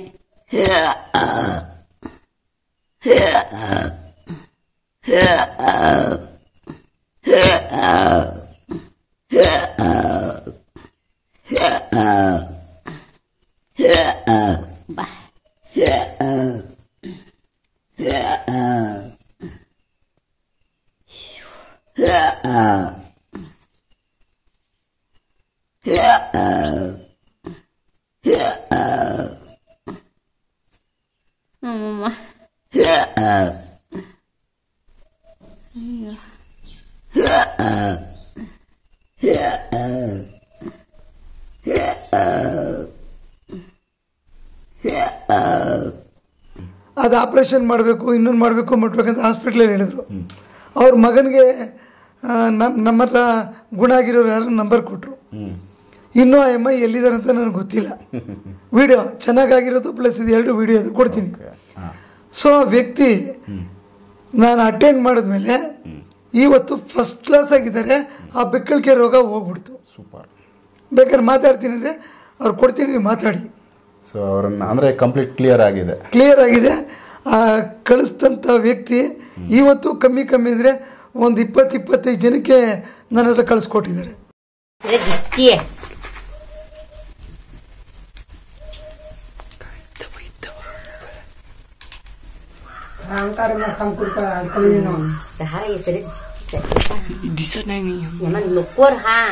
दिसत नाही तू तो ये मातू दिसत काय दिसते बॅकग्राऊंड. So best, ಒಳ್ಳೆಯದಾಯ್ತು. 20-25 ಜನ ನನ್ನ ಕಳಿಸ್ಕೊಟ್ಟಿದ್ದಾರೆ. ಅಟೆಂಡ್ ಮಾಡಿದ್ದೀನಿ ಆ ಥರ ಕೇಸ್ಗಳು. ಆಮೇಲೆ ಇದರೊಳಗೆ 1 ಅವರ್ದಲ್ಲಿ ಒಬ್ಬರು ಆಯುರ್ವೇದಿಕ್ ಡಾಕ್ಟ್ರು, ಒಂದು 60 ವರ್ಷ ವಯಸ್ಸು. ಓಕೆ. ಮಧ್ಯಾಹ್ನ 3 ಗಂಟೆಗೆ ಡ್ಯಾನ್ಸ್ ಮಾಡ್ತಾಯಿದ್ರು. ಬೆಳಗ್ಗೆ ಎಲ್ಲ ಊಟ ಮಾಡೋರು, ನಾಷ್ಟ ಮಾಡೋರು, ಸುಮ್ಮನೆ ಕೂತಿರೋರು, ಮನೆಯಿಂದ ಈಚೆ ಕಡೆ ಬರ್ತಾ ಇರಲಿಲ್ಲ. ಇದು ಯಾವ ಕಾಯಿಲೆ ಅಂತ ತಗೊಂಡೋಗಿ ಏನೋ ಭೂತ ಪೀಡೆ ಪಿಶಾಚಿ ಅಂತ ಧರ್ಮಸ್ಥಳ ಎಲ್ಲ ಕರ್ಕೊಂಡೋದ್ರು, ಬಂದರು, ತೋರಿಸಿದ್ರು, ಮಾಡಿದ್ರು, ಏನೂ ಆಗಲಿಲ್ಲ. ನನಗೆ ಇಲ್ಲಿಂದ ಕರೆಸ್ಕೊಂಡ್ರು. ನಾನು ಹೋಗಿ ಅವ್ರನ್ನ ನೋಡಿ 48 ಗಂಟೆಯಲ್ಲಿ ಸುಮಾರು 4 ವರ್ಷ 3 ಗಂಟೆ ಕರೆಕ್ಟ್ ಟೈಮ್ಗೆ ಡ್ಯಾನ್ಸ್ ಮಾಡ್ತಾ ಇದ್ದನ್ನ ಸ್ಟಾಪ್ ಮಾಡಿದೆ. ಅದೆಷ್ಟು ದಿವಸದಿಂದ ಅವ್ರು ಆ ಥರ ಮಾಡ್ತಾ ಇದ್ರು ಸರ್? 3-4 ವರ್ಷ. ಒಂದೇ ಸರಿ, ಒಂದು ದಿವಸ 2 ದಿವಸದಲ್ಲಿ ಕ್ಲಿಯರ್? 2 ದಿವಸದಲ್ಲಿ 48 ಅವರ್ಸಲ್ಲಿ ಸ್ಟಾಪ್ ಮಾಡಿದೆ. ಆಮೇಲೆ ಮನೆಯಿಂದ ಹೊರಗಡೆ ಬರ್ತಾ ಇರಲಿಲ್ಲ. ಆ ಹೊರಗಡೆ ಬರ್ತಾ ಇರೋಕ್ಕೆ ನನಗೆ ಭಯ ಆಗುತ್ತೆ, ಮನೆಯಿಂದ ಹೊರಗಡೆ ಬರಲ್ಲ ಅಂತಿದ್ರು. ಅದಕ್ಕೆ ಒಂದು ಕಾರಣ ಇತ್ತು. ಆ ಕಾರಣನ ನಾನು ರಿಮೂವ್ ಮಾಡಿ ಅವ್ರು ಇವತ್ತು ಹೊರಗಡೆ ಬರೋಂಗೆ ಮಾಡಿದ್ದೀನಿ. ಸೂಪರ್. ಓಕೆ, ಏನು ಕಾರಣ ಸರ್ ಅದು? ಅದು ಆತ್ಮಕ್ಕೆ ಸಂಬಂಧಪಟ್ಟಿದ್ದೇನೆ. ಓಕೆ, ಅದು ಆತ್ಮಕ್ಕೆ ಸಂಬಂಧಪಟ್ಟಿದೆ. ಯಾಕೆಂದರೆ ಅದು ಹೇಳ್ತೀನಿ, ಕೇಳಿಸ್ಕೊಳ್ಳಿ. ಅವ್ರ ಮಿಸಸ್ಸು ನನ್ನ ಕಾರ್ ತನಕ ಬಿಡೋದಕ್ಕೆ ಬಂದರು. ಸೊ ಅವ್ರ ಯಜಮಾನರು ಅರ್ಧ ಡೋರ್ ಒಳಗಡೆ ತಕ್ಕೊಂಡು ಒಳಗಡೆಯಿಂದ ಬಗ್ಗಿ ನೋಡ್ತವ್ರು. ಯಾಕೆ ಅಂತ ಹೋಗಿ ತಿರ್ಗಾ ಕೇಳಿದೆ. ನನಗೆ ಹೊರಗಡೆ ಬಂದರೆ ಕಾಂಪೌಂಡ್ ಪಕ್ಕದಲ್ಲಿ ಜನಗಳೆಲ್ಲ ಓಡಾಡ್ತವ್ರೆ, ನನಗೆ ಭಯ ಆಗುತ್ತೆ ಅಂದರು. ಏನಕ್ಕೆ ಭಯ ಆಗುತ್ತೆ ಅಂದೆ. ಇಲ್ಲ, ಅವ್ರು ನೋಡೋದ್ರಿಂದ ನನಗೆ ಭಯ ಆಗುತ್ತೆ ಅಂದರು. ಸರಿ ಬಿಡಿ ಅಂದೆ, ಬಂದ್ಬಿಟ್ಟೆ. ಮತ್ತೆ ನನ್ನ ಮನೆಯಿಂದ ಕೂತ್ಕೊಂಡು ಅವ್ರನ್ನ ಚೆಕ್ ಮಾಡಿದಾಗ ಅವರ ಬಾಡಿ ಒಳಗಡೆ ಸ್ಪೈನಲ್ ಕಾರ್ಡ್ ಒಳಗಡೆ ಒಂದು ನಾಗರಾವಿನ ಆತ್ಮ, ಸತ್ತಂತ ಆತ್ಮ. ಅಂದರೆ 4-5 ಜನ ರೋಡ್ ಪಕ್ಕದಲ್ಲಿ ಹೋಗ್ಬೇಕಾದ್ರೆ ಅದನ್ನು ಹೊಡೆದಾಕಿದ್ರು. ಆ ನಾಗರಾವ್ ಸಾಯ್ಬೇಕಾದ್ರೆ ಆ 3-4 ಜನದ ಮುಖ ನೋಡ್ತಾ ಇತ್ತು. ಸೊ ನೋಡಿಕೊಂಡು ಪ್ರಾಣ ಬಿಟ್ಟಿದ್ದಕ್ಕೆ ಆ ಆತ್ಮ ಬಂದು ಇವ್ರ ಬಾಡಿ ಸೇರಿಕೊಳ್ತು. ಸೊ ಇವ್ರಿಗೇನಾಯಿತು, ಮೈಂಡ್ ವರ್ಕ್ ಮಾಡ್ತು, ನೀನು ಆಚೆ ಕಡೆ ಹೋದ್ರೆ ಸಾಯಿಸ್ಬಿಡ್ತಾರೆ, ಭಯ. ಸೊ ಅವ್ರ ಮನೆಯಿಂದ ಈಚೆಗೆ ಬರೋದೇ ಬಿಟ್ಬಿಟ್ರು. ವರ್ಷಾನುಗಟ್ಲೆ ಈಚೆಗೆ ಬಂದಿಲ್ಲ. ನಾನು ಕರೆಸ್ತೆ ಅವ್ರನ್ನ. ನಮ್ಮ ನಂಬರ್ ಎಲ್ಲೂ ಸಿಕ್ಕಲ್ಲ. ಸೊ ನಾನು ಯಾರಿಗೂ ಕೊಡಲ್ಲ. ನನ್ನಿಂದ ಒಳ್ಳೇದಾಗಿರೋರು ಕೊಡ್ತೀವಿ, ನಂಬರ್ ಸಿಗಬೇಕು. ಸೊ ಅದರ ಎಷ್ಟು ಜನಕ್ಕೆ ಸಿಗ್ತಿದೆ, ಅವ್ರ ಟೈಮ್ ಚೆನ್ನಾಗಾಗೈತೆ ಅಂತ ತಿಳ್ಕೊಳ್ತೀನಿ. ನಾನು ಪಬ್ಲಿಕಲ್ಲಿ ಟಿ ವಿ ಒಳಗಡೆ ಎಲ್ಲೂ ಇವತ್ತು ಕೂತಿಲ್ಲ. ಇದೇ ಫಸ್ಟ್ ಟೈಮ್ 10 ಜನಕ್ಕೆ ಒಳ್ಳೇದಾಗುತ್ತೆ ಅಂದಾಗ ಯಾರು ನಾವು ಕಾಂಟ್ರವರ್ಸಿ, ಇನ್ನೊಬ್ಬರ ಬಗ್ಗೆ ಕಾಂಟ್ರವರ್ಸಿ ಮಾಡೋಕ್ಕೆ ಹೋಗಲ್ಲ. ನಮ್ಮ ಕೆಲಸ ನಾವು ಮಾಡ್ಕೊಂಡು ಹೋಗ್ತೀವಿ. ಎಂಥದ್ದೆಲ್ಲ ಆಗಲಿ ನನ್ನ ಕೈಲಾದರೆ ಆಗುತ್ತೆ ಅಂತೀನಿ, ಇಲ್ದಾರೆ ಇಲ್ಲ ಅಂತ ಅಂತೀನಿ. ನಾನು ಖಂಡಿತವಾಗ್ಲೂ ಮಾಡಿಕೊಡೋಕ್ಕೆ ಪ್ರಯತ್ನ ಬೀಳ್ತೀನಿ. ಅಂದರೆ ಈಗ ಸಮಸ್ಯೆ ಇರೋರನ್ನ ನೀವು ಫಸ್ಟ್ ಒಂದ್ಸರಿ ವಿಸಿಟ್ ಮಾಡಬೇಕು, ಇಲ್ಲ ಅವ್ರದ್ದು ಫೋಟೋ ಏನಾದರೂ? ನಾನು ಮಾತಾಡೋಕ್ಕೆ ಹೋಗಲ್ಲ ಸಮಸ್ಯೆ ಇರೋರಿಗೆ. ಅವ್ರ ಫೋಟೋ ಕಳಿಸ್ಬೇಕು ನನಗೆ. ಫೋಟೋ ಬೇಕು, ಅವ್ರಿಗೆ ಫೋಟೋ ಬೇಕು. ಫೋಟೋ ನೋಡಿದ ತಕ್ಷಣ ವಿತಿನ್ 3 ಮಿನಿಟ್ಸಲ್ಲಿ ನಾನು ಅವ್ರಿಗೆ ಕಾಲ್ ಮಾಡ್ತೀನಿ. ಅವ್ರ ವ್ಯಕ್ತಿತ್ವ ಹೇಳ್ತೀರಾ? ನಿಮ್ಗೆ ಈ ಥರ ತೊಂದರೆ ಇದೆ, ಈ ಥರ ಇದೆ ಪ್ರಾಬ್ಲಮ್ಸು, ನಿಮ್ಗೆ ಈ ಥರ ಸೊಂಟದಲ್ಲಿ ನೋವು ಬರ್ತಾ ಇದೆ, ನಡೆಯೋಕ್ಕಾಗ್ತಾ ಇಲ್ಲ, ಬೆನ್ನೋವು, ಕುತ್ತಿಗೆಯಲ್ಲಿ ನೋವು ಬರ್ತಾ ಇರ್ತಿದೆ, ತಲೆ ಒಳಗಡೆ ಯಾವಾಗಲೂ ಸಿಡಿತಾ ಇರ್ತಿದೆ, ಈ ಎದೆ ಬಂದು ರಾತ್ರಿ ಹೊತ್ತು ಉಸಿರಾಟ ಬಂದಾಗ್ತಾ ಇರ್ತದೆ ಲಾಸ್ಟ್ ಜಾಸ್ತಿ, ಇಂಥ ಕಾಯಿಲೆಗಳು ಜಾಸ್ತಿ ಇರ್ತದೆ. ಸೊ ಅವ್ರ ಸಮಸ್ಯೆಗಳನ್ನ ನೀವು ಫೋಟೋ ನೋಡಿ ಹೇಳ್ತೀನಿ. ಪರಿಹಾರ ಯಾವ ಥರ ಮಾಡ್ತೀವಿ? ಪರಿಹಾರ ಹೇಳ್ತೀನಿ. ಅದೇ ಹೇಳಿದ್ನಲ್ಲ ನಾನು, ವಿತಿನ್ 48 ಅವರ್ಸ್ ಅವ್ರು ಅದಕ್ಕೆ ನನ್ನ ಇದಕ್ಕೆ ಅವ್ರು ಒಪ್ಕೊಂಡ್ರೆ ನಾನು ಖಂಡಿತವಾಗ್ಲೂ ಅವ್ರಿಗೆ ಟೈಮ್ ಕೊಡ್ತೀನಿ. ಆ ಟೈಮ್ಗೆ ಅವರು ರೆಡಿ ಇರಬೇಕು. ರೆಡಿ ಇದ್ದರೆ ನಾನು 2 ಡೇಸ್ 3 ಡೇಸಲ್ಲಿ ರಿಸ್ಕ್ ತುಂಬ. ನೀವು 10 ಲಕ್ಷ ಖರ್ಚು ಮಾಡಿದ್ರು ಕೂಡ ಯಾವ ಹಾಸ್ಪಿಟ್ಲಲ್ಲೂ ಆಗದೆ ಇರೋದು ನಾನು ಮಾಡಿ ತೋರಿಸ್ತೀನಿ. ಸೂಪರ್. ಮಂತ್ರಶಕ್ತಿಗಳು, ಪೂಜೆಗಳು, ಪುನಸ್ಕಾರಗಳು, ಹೋಮಗಳು ಏನೇ ಮಾಡಿದ್ರು ಜಗ್ಗಿರಲ್ಲ. ಈ ಕಾಯಿಲೆಗಳು ತುಂಬ ಚೆನ್ನಾಗಿ ಕ್ರಿಟಿಕಲ್ ಇರೋ ಸಮಸ್ಯೆ ತುಂಬ ಚೆನ್ನಾಗಿರೋ ಕ್ಲಿಯರ್ ಆಗುತ್ತೆ. ನೋಡಿ, ಬನಶಂಕರಿ ಒಳಗಡೆ ಒಂದು ಕೇಸ್ನ ಅಟೆಂಡ್ ಮಾಡಿದೆ. ಒಂದು ಲೇಡಿ, ಆ ಹುಡುಗಿಗೆ 32 ವರ್ಷ ವಯಸ್ಸು, 22 ವರ್ಷಕ್ಕೆ ಮದುವೆ ಆಗಿದೆ. 10 ವರ್ಷ ಆ ಲೇಡಿಗೆ ಮದುವೆ ಆದಮೇಲೆ ಗಡ್ಡ ಬರೋಕ್ಕೆ ಸ್ಟಾರ್ಟ್ ಆಯಿತು, ಮೀಸೆ ಬರೋಕ್ಕೆ ಸ್ಟಾರ್ಟ್ ಆಯಿತು. ಓಕೆ. ಪ್ರತಿದಿನ ಶೇವಿಂಗ್ ಮಾಡಬೇಕು. ರೂಮ್ ಬಿಟ್ಟ ಎಮ್ಮ ಈಚೆಗೆ ಬರಲ್ಲ. ಅವ್ರನ್ನೆಲ್ಲ ರಿವೀಲ್ ಮಾಡೋಕ್ಕೆ ನಾನು ಆಗಲ್ಲ. ಯಾರೋ 3rd ಪರ್ಸನ್ ಹೇಳ್ತಾ ಇದ್ದೀನಿ, ನಾನು ಅಟೆಂಡ್ ಮಾಡಿರೋದು. ಸೊ ಅವರು ಏನು ಮಾಡಿದ್ರು, ದೇವಸ್ಥಾನ, ದೇವರು, ದಿನರು, ಬ್ಯೂಟಿ ಪಾರ್ಲರ್ಗೆ ಹೋಗಿ ಇಲ್ದೇ ಇರ್ತಕ್ಕಂಥ ಕ್ರೀಮ್ ಎಲ್ಲ ಯೂಸ್ ಮಾಡಿದ್ರು, ಎಲ್ಲ ಮಾಡೋದು. ಏನು ಮಾಡಿದ್ರು ಆಗಲ್ಲ. ಗಂಡನಿಗೆ ಸಿಂಗಲ್ ವರ್ಲ್ಡಲ್ಲಿ ಬೈತಾ ಇದ್ವು ಅಮ್ಮ, ರಫ್ ಅಂಡ್ ಟಫ್. ದೇವ್ರನ್ನ ಕುಂಡ್ರಿಸಿದ್ರೆ ದೇವ್ರ ಮನೆ ಒಳಗಡೆ ಕಳಸನ ಕೈನಿಂದ ಒಡೆದು, ಈ ದೇವ್ರ ತಿಂದ್ರು ನನಗೇನು ಮಾಡ್ತಾರೆ ಅಂತ ಕೈನಿಂದ ಒಡೆದೇ ಬಿಸಾಕ್ಬಿಡೋರು. ಕೊನೆಗೆ ಆ ಎಮ್ಮನ್ನ ನೋಡೋಕೆ ನನಗೂ ಭಯ ಆಯಿತು. ಏನಂದ್ರೆ ಕ್ಯಾರೆಕ್ಟ್ರು 5 ಮುಕ್ಕಾಲು ಅಡಿ ಇದ್ದಾರೆ, ದಪ್ಪ ಇದ್ದಾರೆ, ಅದು ಕಪ್ಪಿದ್ದಾರೆ, ಸ್ವಲ್ಪ ಗಡ್ಡ ಮೀಸೆ ಲೈಟಾಗಿ ಇದೆ. ಅದನ್ನು ನೋಡಿದ್ರೆ ಭಯ ಆಗುತ್ತೆ, ವಿಕಾರ. ಸೊ ಅವಾಗ ನಾನು ಏನು ಮಾಡಿದೆ, ಸರಿ ಅವ್ರು ನನ್ನೇ ಕ್ರಾಸ್ ಮಾಡಿದ್ರು, ಏನಕ್ಕೆ ಬಂದಿದ್ದೀರಾ ನೀವು ಅಂತ. ಏನಿಲ್ಲ, ಸುಮ್ಮನೆ ಬಂದಿದ್ದೀನಿ ನಿಮ್ಮ ಯಜಮಾನ್ರ ಜೊತೆಲಿ ಹಿಂದೆ. ಸರಿ ಆಯಿತು ಅಂತ ಬಂದ್ಬಿಟ್ಟ ಮೇಲೆ ಆ ಎಮ್ಮನಿಗೆ ನನ್ನ ಮನೆಯಿಂದ ಅಟೆಂಡ್ ಮಾಡಿದ್ರೆ ಬೆಳಗ್ಗೆ ಸರಿ ಹೋಗ್ಬಿಟ್ರು. ಗಂಡ ನನ್ನ ಹೆಂಡತಿ ಸರಿ ಹೋದ್ರು ಸ್ವಾಮಿ ಅಂತ ಅಂದ್ಬಿಟ್ಟು ಫೋನ್ ಮಾಡ್ದ. ಅವನ ಆಫೀಸ್ಗೆ ಹೋದ್ಮೇಲೆ ಒಂದು 20 ಸ್ಲೀಪಿಂಗ್ ಟ್ಯಾಬ್ಲೆಟ್ ತಿಂದ್ಬಿಟ್ರು. ಸ್ಲೀಪಿಂಗ್ ಟ್ಯಾಬ್ಲೆಟ್ ತಿಂದು ಬಾಯಲ್ಲಿ ನೊರೆ ಬಂದು ಕೆಳಗಡೆ ಬಿದ್ದೋದ್ರು. ತಿರ್ಗಾ ಅವ್ರ ತಾಯಿಗೆ ಫೋನ್ ಮಾಡಿದ್ರು, ಅವ್ರು ಅಲ್ಲಿಂದ ವಾಪಸ್ ಬಂದರು, ಕರ್ಕೊಂಡೋಗಿ ಹಾಸ್ಪಿಟ್ಲಿಗೆ ಅಡ್ಮಿಟ್ ಮಾಡಿದ್ರು. ತಿರ್ಗಾ ನನಗೆ ಫೋನ್ ಮಾಡಿದ್ರು. ನಾನು ಮತ್ತೆ ಚೆಕ್ ಮಾಡಿದ್ರೆ ಬಾಡಿ ಒಳಗಡೆ ಏನಿಲ್ಲ. ಹಾಸ್ಪಿಟ್ಲೆಲ್ಲ ವಾಮಿಟ್ ಮಾಡಿಸಿದ್ರು. ಕೊನೆಗೆ ನಾನು ಬಾಡಿ ಚೆಕ್ ಮಾಡಿದಾಗ ಅಂಥದ್ದು ಏನೂ ಕಾಣಿಸ್ತಾ ಇಲ್ಲ. ಏನಾಗಿರ್ಬೋದು, ನಾನು ಮನೆಗೆ ಬರೋವರೆಗೂ ನನ್ನ ಕೈಗೆ ಸಿಗಲ್ಲ ಇದು ಅಂತ ಹೇಳ್ಬಿಟ್ಟು ಬಿಟ್ಬಿಟ್ಟೆ. ಮನೆಗೆ ಡಿಸ್ಚಾರ್ಜ್ ಮಾಡಿ ಕರ್ಕೊಂಬಂದಾಗ ಅದನ್ನು 3 ಡೇಸ್ ನಾನು ಏನು ಫಾಲೋ ಮಾಡಿದೆ, ಆ ಸ್ಲೀಪಿಂಗ್ ಟ್ಯಾಬ್ಲೆಟ್ ಯಾಕೆ ತೊಗೊಂಡ್ರು ಅಂದರೆ ನಾನು ತೆಗೆದಂಥ ನೆಗೆಟಿವ್ ಮಿಸ್ ಆಗಿ ಮತ್ತೆ ವಾಪಸ್ ಬಂದು ಆ ಎಮ್ಮನ್ನು ಮತ್ತೆ ಇವ್ರನ್ನ ಕರ್ಕೊಂಡು ಹೋಗಲೇಬೇಕಂತ ಡಿಸೈಡ್ ಮಾಡಿ ಸ್ಲೀಪಿಂಗ್ ನಾನು ಚೆನ್ನಾಗಿದ್ದೀನಿ ಅಂತ ತೋರಿಸಿ ಸ್ಲೀಪಿಂಗ್ ಟ್ಯಾಬ್ಲೆಟ್ ಕೊಟ್ಟು ಮನ್ಗಿಸ್ತು.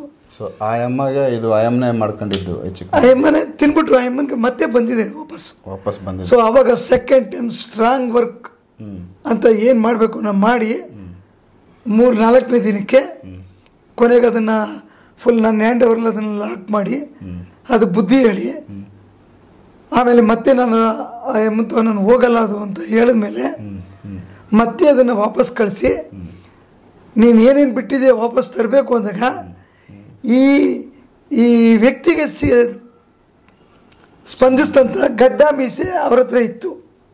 ಅದು ಕ್ಲಿಯರ್ ಆಯಿತು. ಸೊ ಅದು ಎಲ್ಲ ವಾಪಸ್ ತಗೊಂಡ್ಮೇಲೆ 4ನೇ ದಿನ 5ನೇ ದಿನಕ್ಕೆ ಕಂಪ್ಲೀಟ್ ಆಯಮ್ಮ ಕ್ಲಿಯರ್ ಆಗಿಬಿಟ್ರು. ಯಾವ ಮೆಡಿಸಿನ್ ಬರೀ ಮೆಡಿಮಿಕ್ಸ್ ಸಾಬೂನು ಉಚ್ಕೊಳ್ಳಿ ಸಾಕು ಅಂದೆ ಅಷ್ಟೇ. ಸೊ ಚೆನ್ನಾಗಿದ್ದಾರೆ, ತುಂಬ ಚೆನ್ನಾಗಿದ್ದಾರೆ. ಅವಾಗ ಅವ್ರ ಯಜಮಾನರು ಫೋನ್ ಮಾಡ್ತಾರೆ, ಮಾತಾಡಿಸ್ತಾರೆ. ಬಟ್ ಈ ಥರ ತುಂಬ ಕೇಸ್ಗಳು ಅಟೆಂಡ್ ಮಾಡಿದ್ದೀನಿ. ಆದರೆ ನೀವು ಎಲ್ಲೂ ನೋಡೋಕ್ಕೆ ಸಾಧ್ಯನೇ ಇಲ್ಲ. ನಾವ್ಯಾಕೆ ನೀನು ಹೇಳೋಕ್ಕೂ ಭಾಳಷ್ಟು ಇದ್ದಾವೆ, ಭಾಳಷ್ಟು ವಿಚಾರಗಳಿದ್ದಾವೆ. ವೀಕ್ಷಕರೇ, ಇದೊಂದು ಯಾಕಂದರೆ ಭಗವಾನ್ ಅಂತೇಳಿ ಅವ್ರ ಹೆಸರು, ತುಂಬ ಒಳ್ಳೆಯ ಒಂದು ವಿಚಾರಗಳು ತಿಳಿಸ್ತಾ ಬರ್ತಾ ಇದ್ದಾರೆ. ಅವರಲ್ಲಿ ಅವ್ರು ಅಟೆಂಡ್ ಮಾಡಿರೋ ಕೇಸ್ಗಳು ತುಂಬ ಕ್ರಿಟಿಕಲ್ ಕೇಸ್ಗಳೇ. ಸಣ್ಣ ಪುಟ್ಟಗಳನ್ನ ಅವರು ಟಚ್ ಮಾಡೋಕ್ಕೆ ಹೋಗಲ್ಲ, ಯಾಕಂದರೆ ಅವ್ರಿಗೆ ಟೈಮ್ ಕಮ್ಮಿ ಇದೆ. ದಿನಕ್ಕೆ 2 ಕೇಸು ಇಲ್ಲ 1 ಕೇಸ್ ಅವರು ಅಟೆಂಡ್ ಮಾಡೋದು. ಯಾಕಂದರೆ ಒಂದೇ ಕೇಸ್ ಅಟೆಂಡ್ ಮಾಡ್ತಾರೆ, ಅದಕ್ಕೆ ರಿಸಲ್ಟ್ ಕೊಡ್ತಾರೆ. ಆ ಥರ ಅವರು ಪ್ಲಾನ್ ಇಟ್ಕೊಂಡು ತುಂಬ ಕಾಲ್ಸ್ ನೀವು ಮಾಡಿದ್ರು ಕೂಡ ಅವರು ಅಟೆಂಡ್ ಮಾಡೋದು ಡೌಟು. ಯಾಕಂದರೆ ತುಂಬ ಕಾಲ್ಸ್ ಅಟೆಂಡ್ ಮಾಡೋದು ನಮ್ಮ ಡೇಟ್ ಒಪ್ಕೊಂಡು ಬಂದರೆ ಮಾತ್ರನೇ, ಇಲ್ಲ ಅಂದರೆ ನನಗೆ ಅರ್ಜೆಂಟಾಗಿ ಆಗಬೇಕಂದ್ರೆ ಮಾಡಲ್ಲ. ಯಾಕೆ ಅಂದರೆ ಇದು ಮಿತಿಮೀರಿದ್ರೆ ಏನಾಗುತ್ತೆ, ಎಲ್ಲ ಡೆತ್ ಕೇಸ್ಗಳು ಇವೆಲ್ಲ ನೆಗೆಟಿವ್ ಸಂಬಂಧಪಟ್ಟಿದ್ದು. ಇವತ್ತಿಲ್ಲ ಅಂದರೆ 6 ತಿಂಗಳು 1 ವರ್ಷಕ್ಕಾದ್ರೂ ಪಿಕ್ಚರ್ ಕ್ಲಿಯರ್ ಮಾಡಿ ಕರ್ಕೊಂಡು ಹೋಗ್ತಾ ಇರ್ತವೆ. ಹಾಗಾಗಿ ತುಂಬ ಇದು ಒಂದು ಕೇಸ್ ಬಂದರೆ ಅದನ್ನು ಮುಗಿಸಿನೇ ಇನ್ನೊಂದು ಮುಟ್ಟೋದು ನೀವು. ಹೌದು, ಯಾಕಂದ್ರೆ ಅದನ್ನು ಪೂರ್ಣವಾಗಿ ನಾನು ಈಚೆ ಬರೋವರೆಗೂ ನಾನು ಬಿಡಲ್ಲ. 2-3 ಕೇಸ್ ಒಟ್ಟಿಗೆ ಅಟೆಂಡ್ ಮಾಡಲ್ಲ. ನಾನು ಬಂದಿರೋರಿಗೆ ಡೇಟ್ ಕೊಡ್ತಾ ಇರ್ತೀನಿ, ನೆಕ್ಸ್ಟ್ ಡೇಟ್ಗಳು ಹೋಗ್ತವೆ, ಡೇಟ್ ಕೊಡ್ತಾ ಇರ್ತೀನಿ, ಮಾಡ್ತಾ ಇರ್ತೀನಿ. ಬಟ್ ಅವ್ರಿಗೆ ಕ್ಲಿಯರಾಗಿ ಅವ್ರ ಬಾಯಿಂದನೇ ಇಲ್ಲ ಗುರುಜಿ ನೀವು ತುಂಬ ಚೆನ್ನಾಗಿ ನನಗೆ ಅಟೆಂಡ್ ಮಾಡಿ ಕೊಟ್ಟಿದ್ದೀರ ಅಂತ ಅಂದಮೇಲೆ ಅವ್ರು ಡ್ರಾಪ್ ಮಾಡ್ತೀನಿ, ಮುಂದಕ್ಕೆ ಹೋಗ್ತೀನಿ ನಾನು. ಸೊ ವೀಕ್ಷಕರೇ, ಯಾರಿಗಾದ್ರೂ ತುಂಬ ಕ್ರಿಟಿಕಲ್ ಇರೋರು ಮಾತ್ರನೇ ಸಂಪರ್ಕ ಮಾಡಿ. ಇವ್ರಿಗೆ ತುಂಬ ಸಣ್ಣ ಪಟ್ಟು ಮೀಡಿಯಮ್ ಇರೋವು ಇವುಗಳನ್ನ ಟಚ್ ಮಾಡೋಕ್ಕೆ ಹೋಗಬೇಡಿ. ಯಾಕಂದರೆ ಅವ್ರಿಗೆ ಅಷ್ಟು ಟೈಮ್ ಇಲ್ಲ. ತುಂಬ ಕ್ರಿಟಿಕಲ್ ಇದ್ದಾಗ ಅದನ್ನು 100% ಅವ್ರು ಅಟೆಂಡ್ ಮಾಡಿಕೊಡ್ತಾರೆ. ಸ್ವಂತ ಮನೆ ಬಿಟ್ಟು ಬಾಡಿಗೆ ಮನೆಗೆ ಹೋಗಿರ್ತಾರೆ, ಇಲ್ಲಾಂದರೆ ಆ ಮನೆಗಳಲ್ಲಿ ಅವ್ರ ಕೈಯಲ್ಲಿ ಆಗದೆ ನೈಟ್ ಏನೋ ಒಂದು ತೊಂದರೆಗಳಾಗ್ತವೆ ಈ ಮನೆಗಳಲ್ಲಿ. ಕೆಲವರು ವಾಸ್ತು ಅವ್ರು ಬರ್ತಾರೆ, ಕೆಲವರು ಬೇರೆಯವರು, ಅವರು ಕೂಡ ಇಮಿಡಿಯೇಟ್ ಬಿಟ್ಟು ಹೋಗಲ್ಲ. ಅಲ್ಲಿ ಏನೋ ಇದೆ, ತೊಂದರೆ ಇದೆ, ಅದನ್ನು ಸರಿ ಮಾಡ್ಕೊಬೇಕಂತ ಸುಮಾರು ಸಾರಿ ಅಟೆಂಡ್ ಮಾಡಿರ್ತಾರೆ. ಯಾರಾದರೂ ವಾಸ್ತುವ್ರನ್ನ ಕರೆಸಿರ್ತಾರೆ, ಚೆಕ್ ಮಾಡಿಸಿರ್ತಾರೆ, ಕೆಲವೊಂದು ಪರಿಹಾರಗಳು ಮಾಡ್ಕೊಂಡಿರ್ತಾರೆ. ಆದರೂ ಆ ಎಫೆಕ್ಟ್ಗಳಿಂದ ಅವರು ಬಚಾವಾಗಲ್ಲ. ಸ್ವಲ್ಪ ದಿವಸ ಹೋದ್ಮೇಲೆ ಮತ್ತೆ ವಾಪಸ್ ಬರೋದು ಇವೆಲ್ಲ ಇರ್ತದೆ. ಫೈನಲ್ ಅವ್ರಿಗೆ ಸಜೆಷನ್ ಏನು ಮಾಡ್ತಾರೆ, ನೀವು ಮನೆ ನಿಮ್ಗೆ ಆಗ್ತಾ ಇಲ್ಲ ಬಿಟ್ಬಿಡಿ. ಅವರು ಸ್ವಂತ ಮನೆ ಬಿಟ್ಟು ಬಾಡಿಗೆ ಮನೆಗೆ ಹೋಗ್ತಾರೆ. ಸೊ ಈ ಕೇಸ್ಗಳು ಕೂಡ ಕೆಲವೊಂದು ನಮ್ಮ ಗಮನದಲ್ಲಿ ಇದ್ದಾವೆ ಸರ್. ಏನಕ್ಕೆ ಈ ಥರ ಆಗ್ತದೆ? ಸ್ವಂತ ಮನೆ ಬಿಟ್ಟು ಹೋಗೋ ಪರಿಸ್ಥಿತಿ ಬಂತಲ್ಲ, ಯಾಕೆ ಸರ್? ಇದು ಯಾವ ಥರದ ತೊಂದರೆ? ಇದು ಯಾವ ಥರ ಅಂತಂದರೆ, ಒಂದು ಮನೆ ಅಂತ ತಗೊಂಡಾಗ ಏನಾಗುತ್ತೆ, ಆ ಮನೆ ಒಳಗಡೆ 4-5 ಜನ ವಾಸ ಮಾಡ್ತಾ ಇರ್ತಾರೆ, 2 ವಾಸ ಮಾಡ್ತಿರ್ತಾರೆ, 3 ಜನ ವಾಸ ಮಾಡ್ತಿರ್ತಾರೆ. ನೋಡಿ, ಆ ಮನೆ ಒಳಗಡೆ ಕೆಲವು ಜನ 4 ಜನ 4 ರೀತಿ ಇರ್ತಾರೆ. ಆ ಮನೆ ಒಳಗಡೆ ಬಂದ ತಕ್ಷಣ ಏನಾಗುತ್ತೆ, ಕೆಲವರು ಸ್ನಾನಕ್ಕೆ ಹೋದಾಗ, ಟಾಯ್ಲೆಟ್ಗೆ ಹೋದಾಗ ಅರ್ಧ ಗಂಟೆ, ಮುಕ್ಕಾಲು ಗಂಟೆ, 1 ಗಂಟೆ, 1.5 ಗಂಟೆ ತನಕ ಮಾಡ್ತಿರ್ತಕ್ಕಂಥವ್ರು ನಮ್ಮ ಗಮದಲ್ಲಿ 1,000 ಜನ ಇದ್ದಾರೆ. ರೆಡಿ ಮಾಡಿದ್ದೀನಿ. ಯಾಕೆ ಅಂದರೆ ಎಲ್ಲರೂ ಮನೇಲಿರೋಲ್ಲ 10 ನಿಮಿಷಕ್ಕೆ ಸ್ನಾನ ಮಾಡ್ಕೊಂಡು ಬರ್ತಾರೆ. ಒಬ್ಬ ವ್ಯಕ್ತಿ ಮಾತ್ರ ಅರ್ಧ ಗಂಟೆ, ಮುಕ್ಕಾಲು ಗಂಟೆ ಯಾಕೆ ತಗೊಳ್ತಾರೆ? ಟೈಮ್ ತಗೊಳ್ತಾರೆ. ನಂಬರ್ 1. ಸೆಕೆಂಡ್ 1, ಆ ಮನೆ ಒಳಗಡೆ ಕೆಲವು ಜನ ಏನು ಮಾಡ್ತಾರೆ, ರಾತ್ರಿ 12 ಗಂಟೆ, 1 ಗಂಟೆ, 2 ಗಂಟೆ ಆದರೂ ನಿದ್ದೆ ಮಾಡಲ್ಲ, 3 ಗಂಟೆ ಮೇಲೆ ನಿದ್ದೆ ಮಾಡ್ತಾರೆ, ಬೆಳಗ್ಗೆ ಎದ್ದೊಳದೆ 10 ಗಂಟೆಗೆ.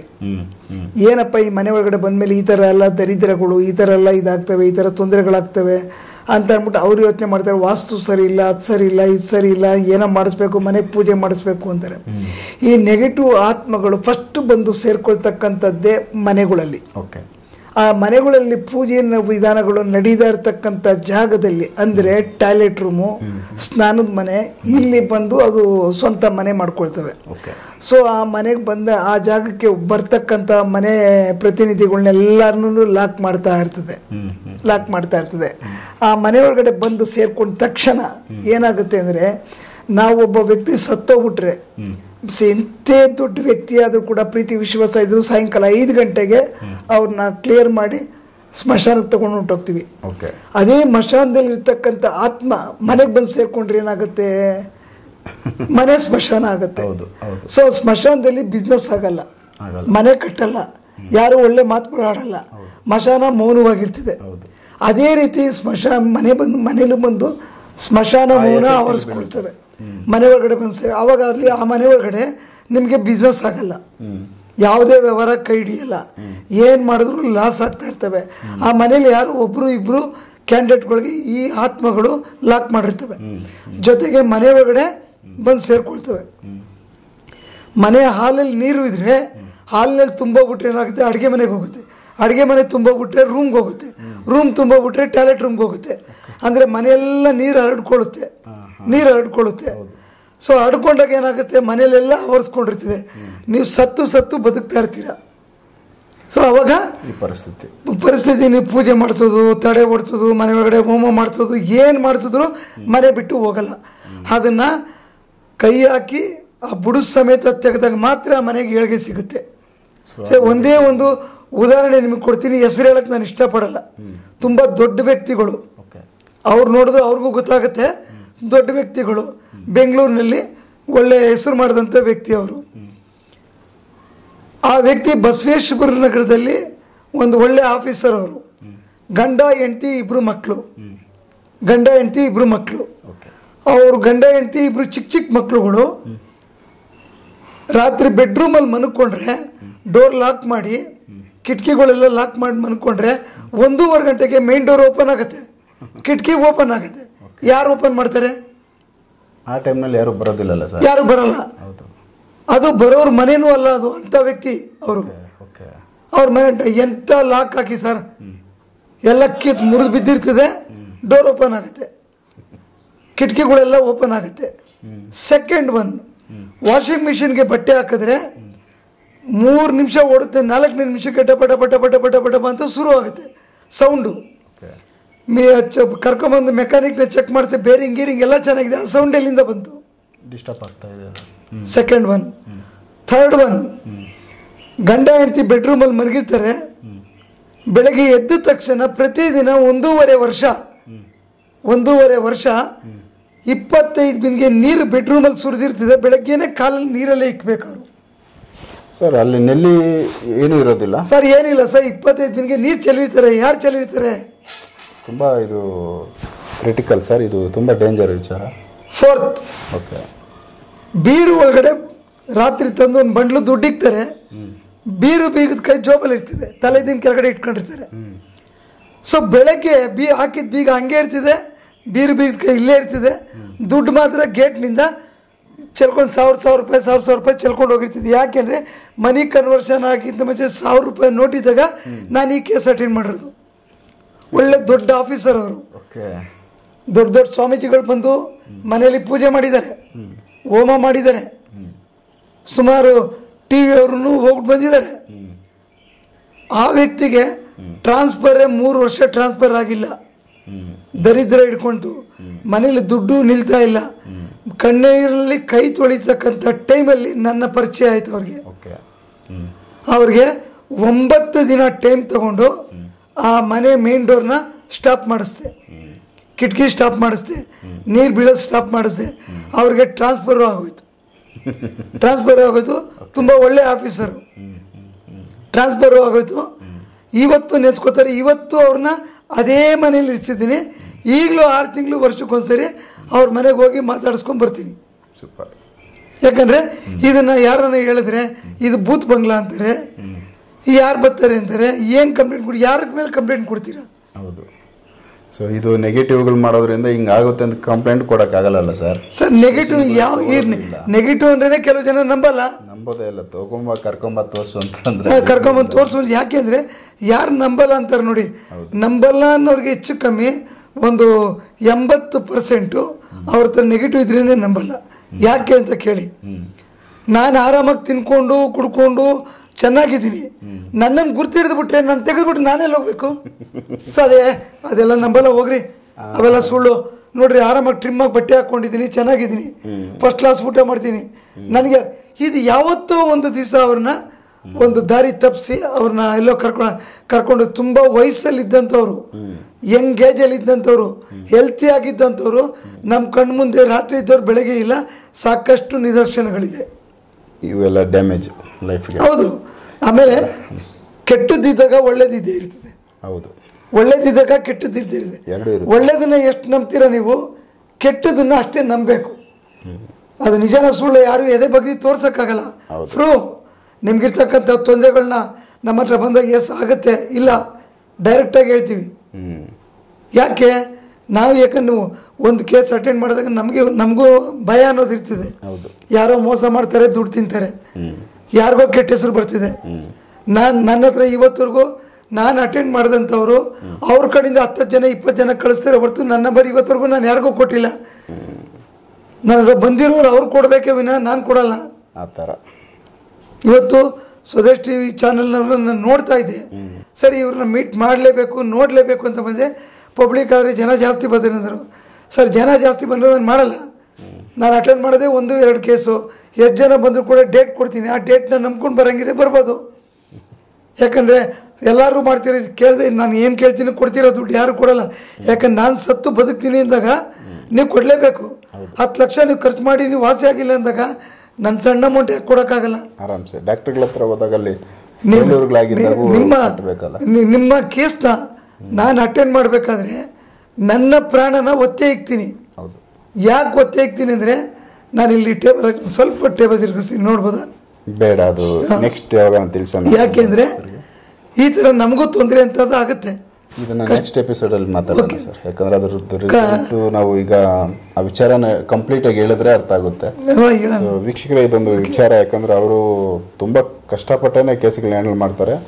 ಅಲ್ಲಿ ಎಫೆಕ್ಟ್ಗಳು ಅನುಭವಿಸಿದ್ದಾರೆ. ಎಷ್ಟೇ ಇವರು ಜಾಗೃತಿ ಇದ್ದು, ಎಷ್ಟೇ ಸೇಫ್ಟಿ ಮಾಡ್ಕೊಂಡಿದ್ರು, ಕೆಲವೊಂದು ಜಾಗಗಳು ಕ್ರಿಟಿಕಲ್ ಇದ್ದಾಗ ಆ ಜಾಗದ್ದು ಪರಿಚಯ ಇವರಿಗೆ ಸರಿಯಾಗಿ ಆಗದೇ ಇದ್ದಾಗ ಇವ್ರಿಗೆ ಎಫೆಕ್ಟ್ ಆಗುತ್ತೆ. ನಾವು ಇವಾಗಿದ್ದಾಗ ಇನ್ನು ಅರ್ಧ ಗಂಟೆಯಲ್ಲಿ ಆಕ್ಸಿಡೆಂಟ್ ಆಗ್ತದೆ, ಹೇಳೋಕ್ಕಾಗಲ್ಲ. ಇವಾಗ ಒಂದು ಅರ್ಧ ಗಂಟೆ ಚೆನ್ನಾಗಿರ್ತದೆ, ಹಾರ್ಟ್ ಅಟ್ಯಾಕ್ ಆಗುತ್ತೆ. ಇದೆಲ್ಲ ಪ್ರತಿಯೊಂದು ಕೆಲವು ನಮ್ಮ ಮೆಡಿಕಲ್ ಗ್ರೌಂಡಲ್ಲಿ ಬಾಡಿಗೆ ಸಂಬಂಧಪಟ್ಟಿದ್ದು ಒರಿಜಿನಲ್ ಆಗ್ತಕ್ಕಂಥ ಅಟ್ಯಾಕ್ಗಳು ಬೇರೆ. ಈ ನೆಗೆಟಿವ್ಗಳು ಬಂದು ಭಾಳ ದಿವಸ ನಮ್ಮನ್ನು ಅಟ್ಯಾಕ್ ಮಾಡಿದಾಗ ನಮ್ಮ ಬಾಡಿ ಸಾಕಾಗೋಯ್ತಪ್ಪ, ನಾನು ಹೊಟ್ಟೆ ಹೊಡಬೇಕು, ಇವ್ನ ಜೊತೆಲಿ ಇರೋದು ಬೇಡ ಅಂತ ಅಂದ್ಬಿಟ್ಟು ಅವ್ರು ಡಿಸೈಡ್ ಮಾಡಿದಾಗ ಹೊರಗಡೆ ಹೋಗೋಕ್ಕಾಗಲ್ಲ. ನೀವೇನೇ ಪೂಜೆ ಮಾಡಿ 3 ದಿವಸ ಸೈಲೆಂಟ್ ಆಗಿರ್ತದೆ ಹೊರತು ಹೊರಗಡೆ ಬರಲ್ಲ. ಅದನ್ನು ನಮ್ಮಂಥವ್ರ ಕಡೆಯಿಂದ ನೀವು ತೆಗ್ಸಿದ್ರೆ ಮಾತ್ರನೇ ಆ ಬಾಡಿಗೆ ಮುಕ್ತಿ ಸಿಗೋದು. ಸೊ ಅವಾಗ ಏನು ಮಾಡ್ತವೆ, ಇವರು ನಂಬಲ್ಲ. ಈ ಆತ್ಮಗಳು, ದೇವರು, ದಿನರು, ಅದು ಇದು ಪೂಜೆ ಪುನಸ್ಕಾರಗಳನ್ನ ಕೆಲವು ಜನ ನಂಬಲ್ಲ. ಈ ಬಾಡಿ ಬಿಟ್ಟು ಆತ್ಮ ಹೋಗ್ಬೇಕು. ಅವಾಗ ಏನು ಮಾಡ್ತದೆ ಅಂತಂದ್ರೆ ಇವ್ರನ್ನ ಕರ್ಕೊಂಡೋಗಿ ಆಕ್ಸಿಡೆಂಟ್ ಮಾಡಿಸೋದು, ಹಾರ್ಟ್ ಅಟ್ಯಾಕ್ ಮಾಡಿಸ್ತಕ್ಕಂಥದ್ದು, ಇವ್ರನ್ನ ಸಾಯಿಸಿದ್ರೆ ಇವ್ರ ಆತ್ಮ ಜೊತೆ ನಾನು ಹೊರಗಡೆ ಬರ್ಬೋದು ಅಂತ ಪ್ಲಾನ್ ಮಾಡುತ್ತೆ. ಸೊ ಅವಾಗ ಅವ್ರಿಗೆ ಪದೇ ಆಕ್ಸಿಡೆಂಟ್ ಆಗ್ತಕ್ಕಂಥದ್ದು. ಆಗಿದ್ದ ಜಾಗದಲ್ಲಿ ನೋಡ್ರಿ, ಮೊನ್ನೆ ಇಲ್ಲ ಆಯಿತು, ಈ ತಿರ್ಗಾ ಆಯಿತು ನೋಡಿ ಆಕ್ಸಿಡೆಂಟು ಅಂತಾರೆ. ಈ ಥರ ಒಂದೇ ಗಾಡಿಗೆ ಒಂದೇ ಕಡೆ 2 ಸರಿ 3 ಸರಿ ಆಕ್ಸಿಡೆಂಟ್ ಆಗಿರೋ ನಿದರ್ಶನಗಳು ಭಾಳ ಇದೆ. ಮನುಷ್ಯರಿಗಾಗಿರತಕ್ಕಂಥದ್ದು ಭಾಳ ಇದೆ. ಇದು ನಾನು ಲಾಸ್ಟ್ ಎಪಿಸೋಡಲ್ಲಿ ಹೇಳಿದೆ, ನನ್ನ ಕಾಲು ತೊಂದರೆ ಆಯಿತು ಅಂತ. ಇದು ಇಲ್ಲಿಂದ ಒಂದು 250-300 ಕಿಲೋಮೀಟ್ರ್ ದೂರದಲ್ಲಿ ದೂರದಲ್ಲಿ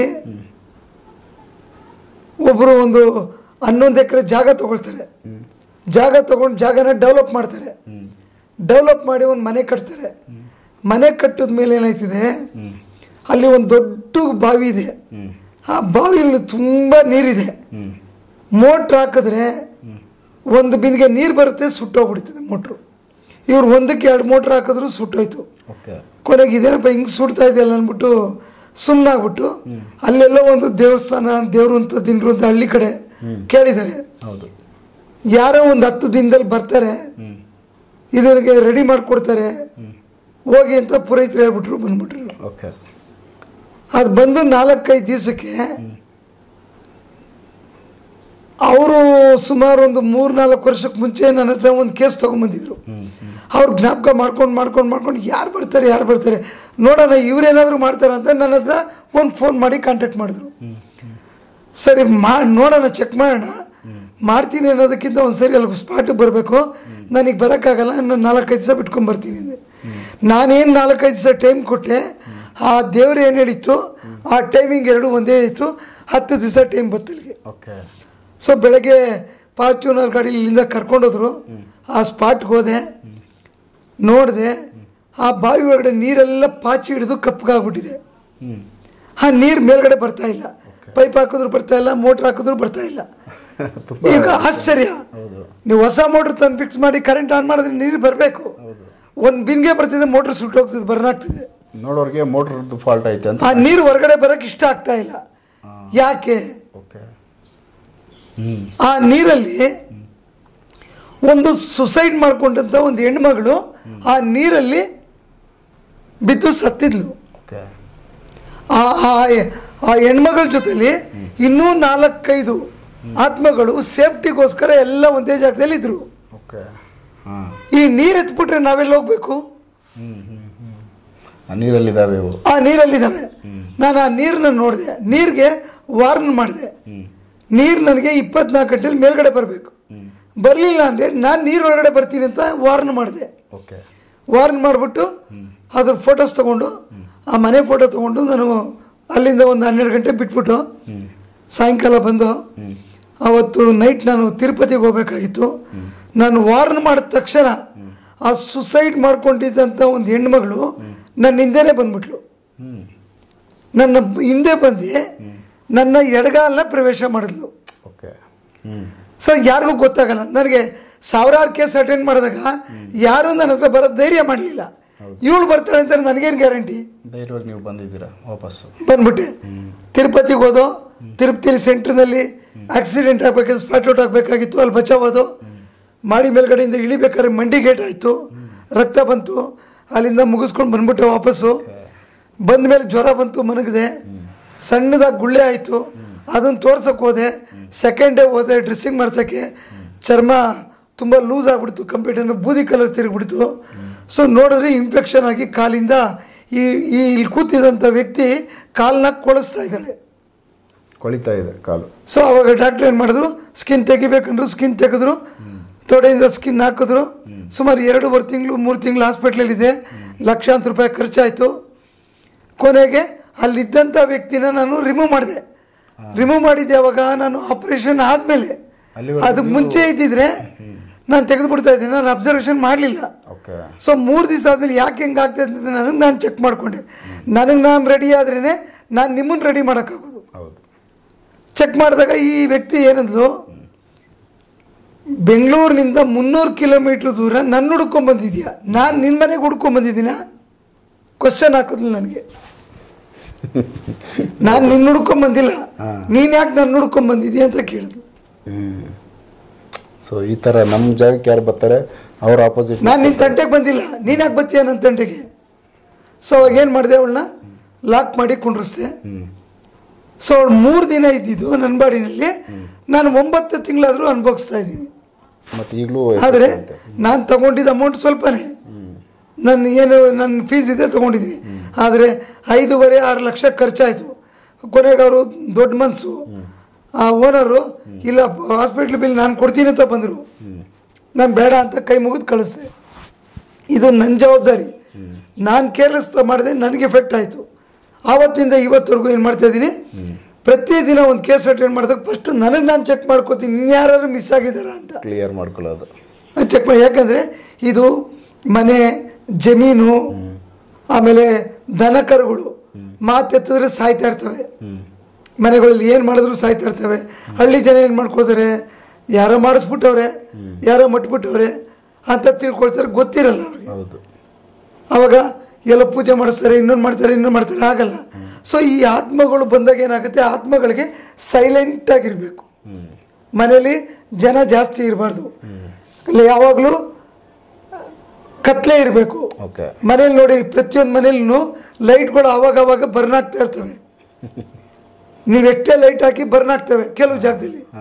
ಸೊ ತೋರಿಸೋದು ಏನಿಲ್ಲ, ಎಲ್ಲ ಕರೆಕ್ಟಾಗಿದೆ ಅಂತ ಲೈಟ್ ಮಾತ್ರ ಬರ್ನ. ಯಾಕೆ ಆ ಜಾಗದಲ್ಲಿ ನೆಗೆಟಿವ್ ಕೂತ್ಕೊಂಡಿದ್ದಾಗ ಸ್ಮಶಾನ ಮೌನ, ಕತ್ಲೆ, ಆ ಮನೆ ಒಳಗಡೆ ಯಾರು ಬರಬಾರ್ದು ಅಂತ ಆ ಎಫೆಕ್ಟು ಅದು ಅವೇ ಮಾಡಿಸ್ತವೆ ಸರ್. ಮನುಷ್ಯನಿಗೆ ಬುದ್ಧಿ ಕಮ್ಮಿ, ಆತ್ಮಕ್ಕೆ ನಮಗಿಂತ ಫಾಸ್ಟ್ ಇದೆ. ಏನು ಬೇಕಾದ್ರೂ ಮಾಡ್ತೇವೆ ವಿತಿನ್ ಸೆಕೆಂಡ್. ನೀವು ಯಾವುದೇ ಆತ್ಮ ಜೊತೆ, ಯಾವುದೇ ತೊಂದರೆ ಇರೋ ಜೊತೆ ಭಗವಾನ್ ಗುರುಜಿ ಬರ್ತಾ ಇದ್ದಾರೆ ಅಂತ ಹೇಳಿದ್ರೆ ವಿತಿನ್ ಸೆಕೆಂಡು ನನ್ನ ಬಾಡಿಗೆ ಬಂದು ಹೋಗ್ತವೆ, ನನ್ನ ಕೆಪಾಸಿಟಿ ತಿಳ್ಕೊಂಡು ಹೋಗ್ತವೆ, ಚೆಕ್ ಮಾಡ್ತವೆ. ಹಾಂ, ಇದನ್ನು ನಂಬಿಕೆಯಿಂದ ನೋಡ್ತಕ್ಕಂಥ ವ್ಯಕ್ತಿಗೆ ಅರ್ಥ ಆಗುತ್ತೆ. ನಂಬಿಕೆ ಇಲ್ದಾರವ್ರಿಗೆ ಏನೋ ಹೇಳ್ತಾವ್ರೆ, ಏನೋ ಕತೆ ಏನೋ ಅಂದರೆ, ಆದರೆ ಆ ನೋವು ಅನುಭವಿಸಿರ್ತಾರಲ್ಲ, ಲಾಸ್ ಆಗಿ ಕಳ್ಕೊಂಡು ಆಮೇಲೆ ಎಷ್ಟು ಖರ್ಚು ಮಾಡಿದ್ರು ಇವ್ರ ಜಿತ ಆಗದೆ ಅವ್ರಿಗೆ ಕಷ್ಟ ಗೊತ್ತಾಗುತ್ತೆ. ಅದಕ್ಕೆ ನಾನು ಹೇಳೋದೇನೆಂದರೆ, ನೆಗ್ಲೆಕ್ಟ್ ಮಾಡೋಕ್ಕೆ ಹೋಗ್ಬಿಡಿ.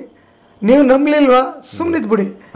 ಯಾರೋ ಒಬ್ರು ನಂಬಿದಾಗ ಅವ್ರ ಮನೆ ಹತ್ತು ಉದ್ಧಾರ ಆಗುತ್ತೆ, ಒಳ್ಳೇದಾಗತ್ತೆ.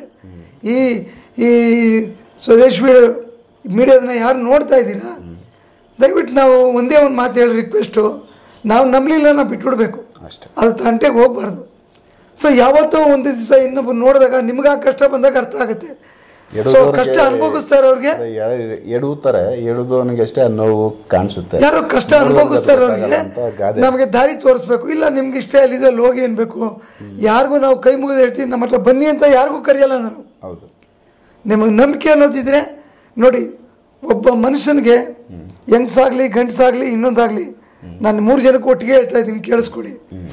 ರಾತ್ರಿ ನಿದ್ದೆ ಬರ್ತಾ ಇರೋದು, ಸೊಂಟ ನೋವು, ಬೆನ್ನೋವು, ಕೈ ಕಾಲು ಸುಸ್ತು, ಎದೆ ಹಿಡ್ಕೊಳ್ತಕ್ಕಂಥದ್ದು, ಯಾವ ಹಾಸ್ಪಿಟ್ಲಿಗೆ ಹೋದ್ರೂ ತಲೆನೋವು ಕಮ್ಮಿ ಆಗಲ್ಲ, ಮಾತೆತ್ತರು ತಲೆ ಬಟ್ಟೆ ಕಟ್ಕೊಳ್ಳೋದು, ಈ ಸಮಸ್ಯೆಯಲ್ಲಿ ಯಾರು ಒದ್ದಾಡ್ತಾ ಇರ್ತೀರ, ಎಲ್ಲ ಕಡೆ ಹೋಗಿ ಪೂಜೆ ಪುನಸ್ಕಾರ ಫೇಲ್ಯೂರ್ ಆಗಿರೋರು ಒಂದು ಸರಿ ನಮ್ಮ ರವೀಂದ್ರ ಅವ್ರನ್ನ ಕಾಂಟ್ಯಾಕ್ಟ್ ಮಾಡಿ. ಅರ್ಥ ಆಯ್ತಾ? ನಿಮಗೆ ಒಳ್ಳೆ ದಾರಿ ಕಾಣಿಸುತ್ತೆ, ಒಳ್ಳೆ ದಾರಿ ಕಾಣಿಸುತ್ತೆ ಅಂತಲ್ಲ. ನಮ್ಮಂಥವ್ರು 100 ಜನ ಇದ್ದಾರೆ, ನಾವಂತ ನಾನು ಹೇಳ್ತಾ ಇಲ್ಲ. ಬಟ್ ಎಲ್ಲ ಒಂದು ಕಡೆ ಅವ್ರ ಮನಸ್ಸಿಗೆ ತಿಳಿದ ಕಡೆ ಒಳ್ಳೇದಾಗಬೇಕು ಅಂದಾಗ ದಾರಿ ತೋರಿಸ್ತಾರೆ. ಖಂಡಿತ ವೀಕ್ಷಕರೇ, ಯಾಕಂದರೆ ಇದು ಅವ್ರಿಗಾಗಿದ್ದು ಅನುಭವ. ಯಾಕಂದರೆ ಅವರು ಸುಮಾರು ದಿವಸದಿಂದ ಈ ಫೀಲ್ಡಲ್ಲಿದ್ದರು, ತುಂಬ ಕೇಸ್ಗಳು ಹ್ಯಾಂಡಲ್ ಮಾಡಿ ಒಂದು ಧೈರ್ಯ ಇತ್ತು ಅವ್ರಿಗೆ. ಯಾಕಂದರೆ ಅದಕ್ಕಿಂತ ದೊಡ್ಡ ಕೇಸ್ಗಳು ಹ್ಯಾಂಡಲ್ ಮಾಡಿ ಬಂದಿದ್ದೀನಿ, ಇದು ಸಣ್ಣ ಕೇಸು ಅಂತ ಅವರು ಸ್ವಲ್ಪ ಯಾಮಾರಿ ಬಂದುಬಿಟ್ರು. ಆಮೇಲೆ ಅದು ಅನುಭವಿಸಿಬಿಟ್ರು. ಯಾಕಂದರೆ ಅಲ್ಲಿ ಒಂದು ಸಣ್ಣದೊಂದು ವಿಚಾರ ಅವರು ಹೇಳಿದರು. ಯಾಕಂದರೆ ತೊಡೆನಲ್ಲಿ ಕಾಲಲ್ಲಿ ಒಂದೇನೋ ಒಂದು ತೊಂದರೆ ಆಯಿತು ಅಂತ, ಸಣ್ಣದೊಂದು ಗುಳ್ಳೆ ಥರ ಬಂದು ಅದು ಡ್ಯಾಮೇಜ್ ಆಗಿದ್ದು. ಒಂದೇ ದಿವಸದಲ್ಲಿ ಅದು ಸ್ಕಿನ್ ಎಫೆಕ್ಟ್ ಮಾಡಿತ್ತು ಅವರಿಗೆ. ಕಾಲು ನೀವು ನೋಡ್ಬೋದು, ನಾನು ವಿಡಿಯೋ ಸಪ್ರೇಟಾಗಿ ಹಾಕ್ತಾಯಿದ್ದೀನಿ. ಯಾವ ಥರ ಆಗಿದೆ ಅಂದರೆ, ಅವರು ಫಸ್ಟ್ ಕ್ಲಾಸಿಗೆ ಅವ್ರು ಆರಾಮ್ಸೆ ಓಡಾಡ್ಕೊಟ್ಟಿದ್ದವರು ಇವತ್ತು ಬ್ಯಾಂಡೇಜ್ ಸುತ್ಕೊಂತ ತುಂಬಾ ಕಷ್ಟಪಟ್ಟು ಓಡಾಡೋ ಥರ ಒಂದು ಸ್ಥಿತಿ ಬಂದಿದೆ. ಬಟ್ ಆ ಎನರ್ಜಿ ಇದೆ, ಓಡಾಡೋಕ್ಕೆ ಕಷ್ಟ ಆಗ್ಬೋದು. ಬಟ್ ಇವರು ಕೆಲಸ ಮಾಡೋದು ಬಂದು ಇವರು ಶವಾಸನ ಸರ್, ಸಮಾಧಿ ಸ್ಥಿತಿ ಅಲ್ವಾ, ಸಮಾಧಿ ಸ್ಥಿತಿನಲ್ಲಿ ಅವರು ಹೋಗಿ ಇವರು ಸ್ಪಿರಿಚುವಲ್ ಪವರಿಂದ ಇವರು ಬೇರೆ ಕಡೆ ಹೋಗಿ ಆಚೆ ಕಡೆ ಈ ಸಮಸ್ಯೆಗಳನ್ನ ಕ್ಲಿಯರ್ ಮಾಡೋದು.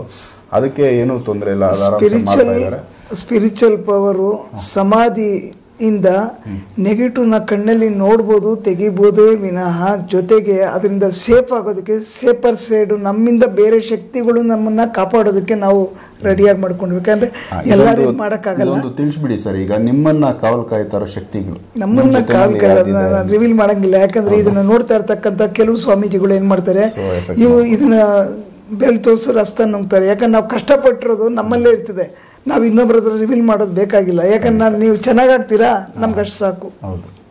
ಯಾಕಂದರೆ ನಮಗೆ ನಾವು ಸೇಫ್ಟಿ ಮಾಡ್ಕೊಳ್ತೀವಿ. ನಿಮ್ಮಿಂದ ನಮ್ಗೆ ಆಯಿತು ಅಂತ ಇವತ್ತವರೆಗೂ ನಾನು ಒಬ್ಬರ ಮೇಲೆ ಬ್ಲೇಮ್ ಮಾಡಲ್ಲ. ನಿಮ್ಮಿಂದ ನಾವು ನಾವು ಕಷ್ಟಪಟ್ಟು ನಾವು ಸಮಾಧಿಗೆ ಹೋಗಿ ನಮ್ಮ ಪ್ರಾಣ ಒತ್ತಿ ಹಾಕಿ ನಿಮ್ಮನ್ನು ಒಳ್ಳೇದು ಮಾಡೋದಕ್ಕೆ ನಿಮ್ಮ ಮೇಲೆ ನಾವು ಕಷ್ಟಪಟ್ಟು ನಿಮ್ಮನ್ನು ರೆಡಿ ಮಾಡಿ ಚೆಕ್ ಕರ್ಕೊಬರ್ಬೇಕು ಅನ್ನೋದಷ್ಟೇ ನನ್ನ ಇಷ್ಟ.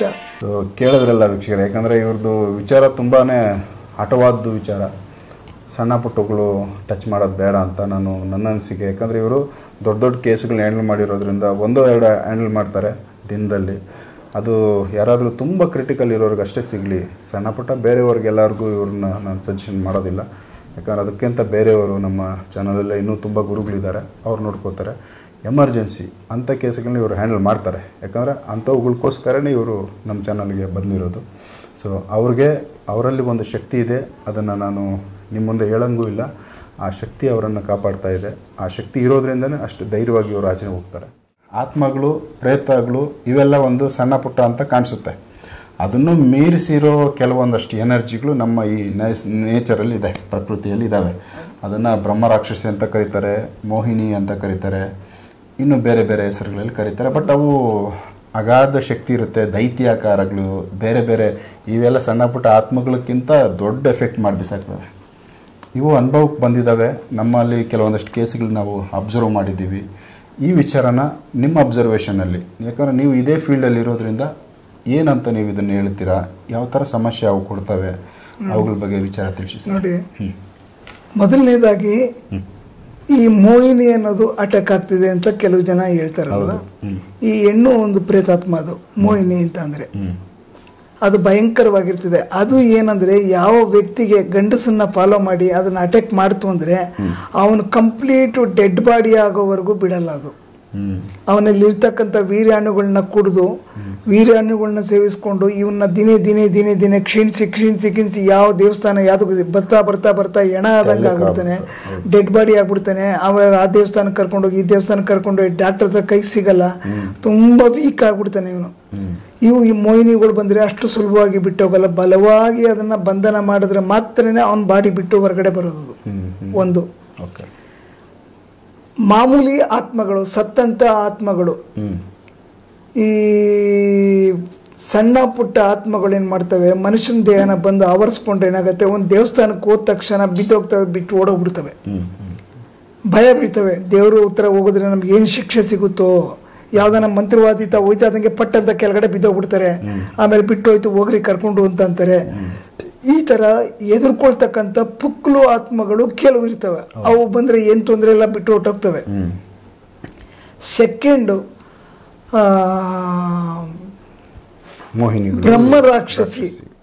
ಬ್ರಹ್ಮರಾಕ್ಷಸಿ ಅಂದರೆ ನೀವು ಏನು ಮಾಡಿದ್ರು ಬಾಡಿಯಿಂದ ಬಿಟ್ಟು ಹೋಗಲ್ಲ. ನಾವು ಹೇಳ್ತೀವಿ ಯಾವ ಪಿಶಾಚಿ ಹಿಡ್ದಂಗೆ ಹಿಡ್ಕೊಂಡಿದ್ದೀಯಲ್ಲೋ ಅಂತ ಬೈತೀವಿ ನಾವು ಕೆಲವ್ರಿಗೆ. ಅಂದರೆ ಅದು ನೀವು ಏನೇ ಮಾಡಿದ್ರು ಕೂಡ ಬಾಡಿಯಿಂದ ಮ್ಯಾಗ್ನೆಟ್ ಟೈಪ್, ಕಬ್ಬಣ ಮ್ಯಾಗ್ನೆಟ್ ಟೈಪ್ ಬಂದು ಕಚ್ಕೊಳುತ್ತೆ. ನೀವು ಅದಕ್ಕೆ ಸರಿಯಾದಂಥ ಬಂಧನ ಮಾಡಲಿಲ್ಲ ಅಂದರೆ, ಲಾಕ್ ಮಾಡಲಿಲ್ಲ ಅಂದರೆ ನೀವು ಎಷ್ಟು ಸರಿ ತೆಗೆದ್ರೂ ಅದು ವಾಪಸ್ ಬರುತ್ತೆ. ಸೊ ಬೇತಾಳ ಕೂಡ ಇದೇ ಕಾನ್ಸೆಪ್ಟೇ ಬರುತ್ತೆ ಸರ್. ಬೇತಾಳ ಅಂತೆಲ್ಲ ಹೌದೌದು ಬರ್ತದೆ.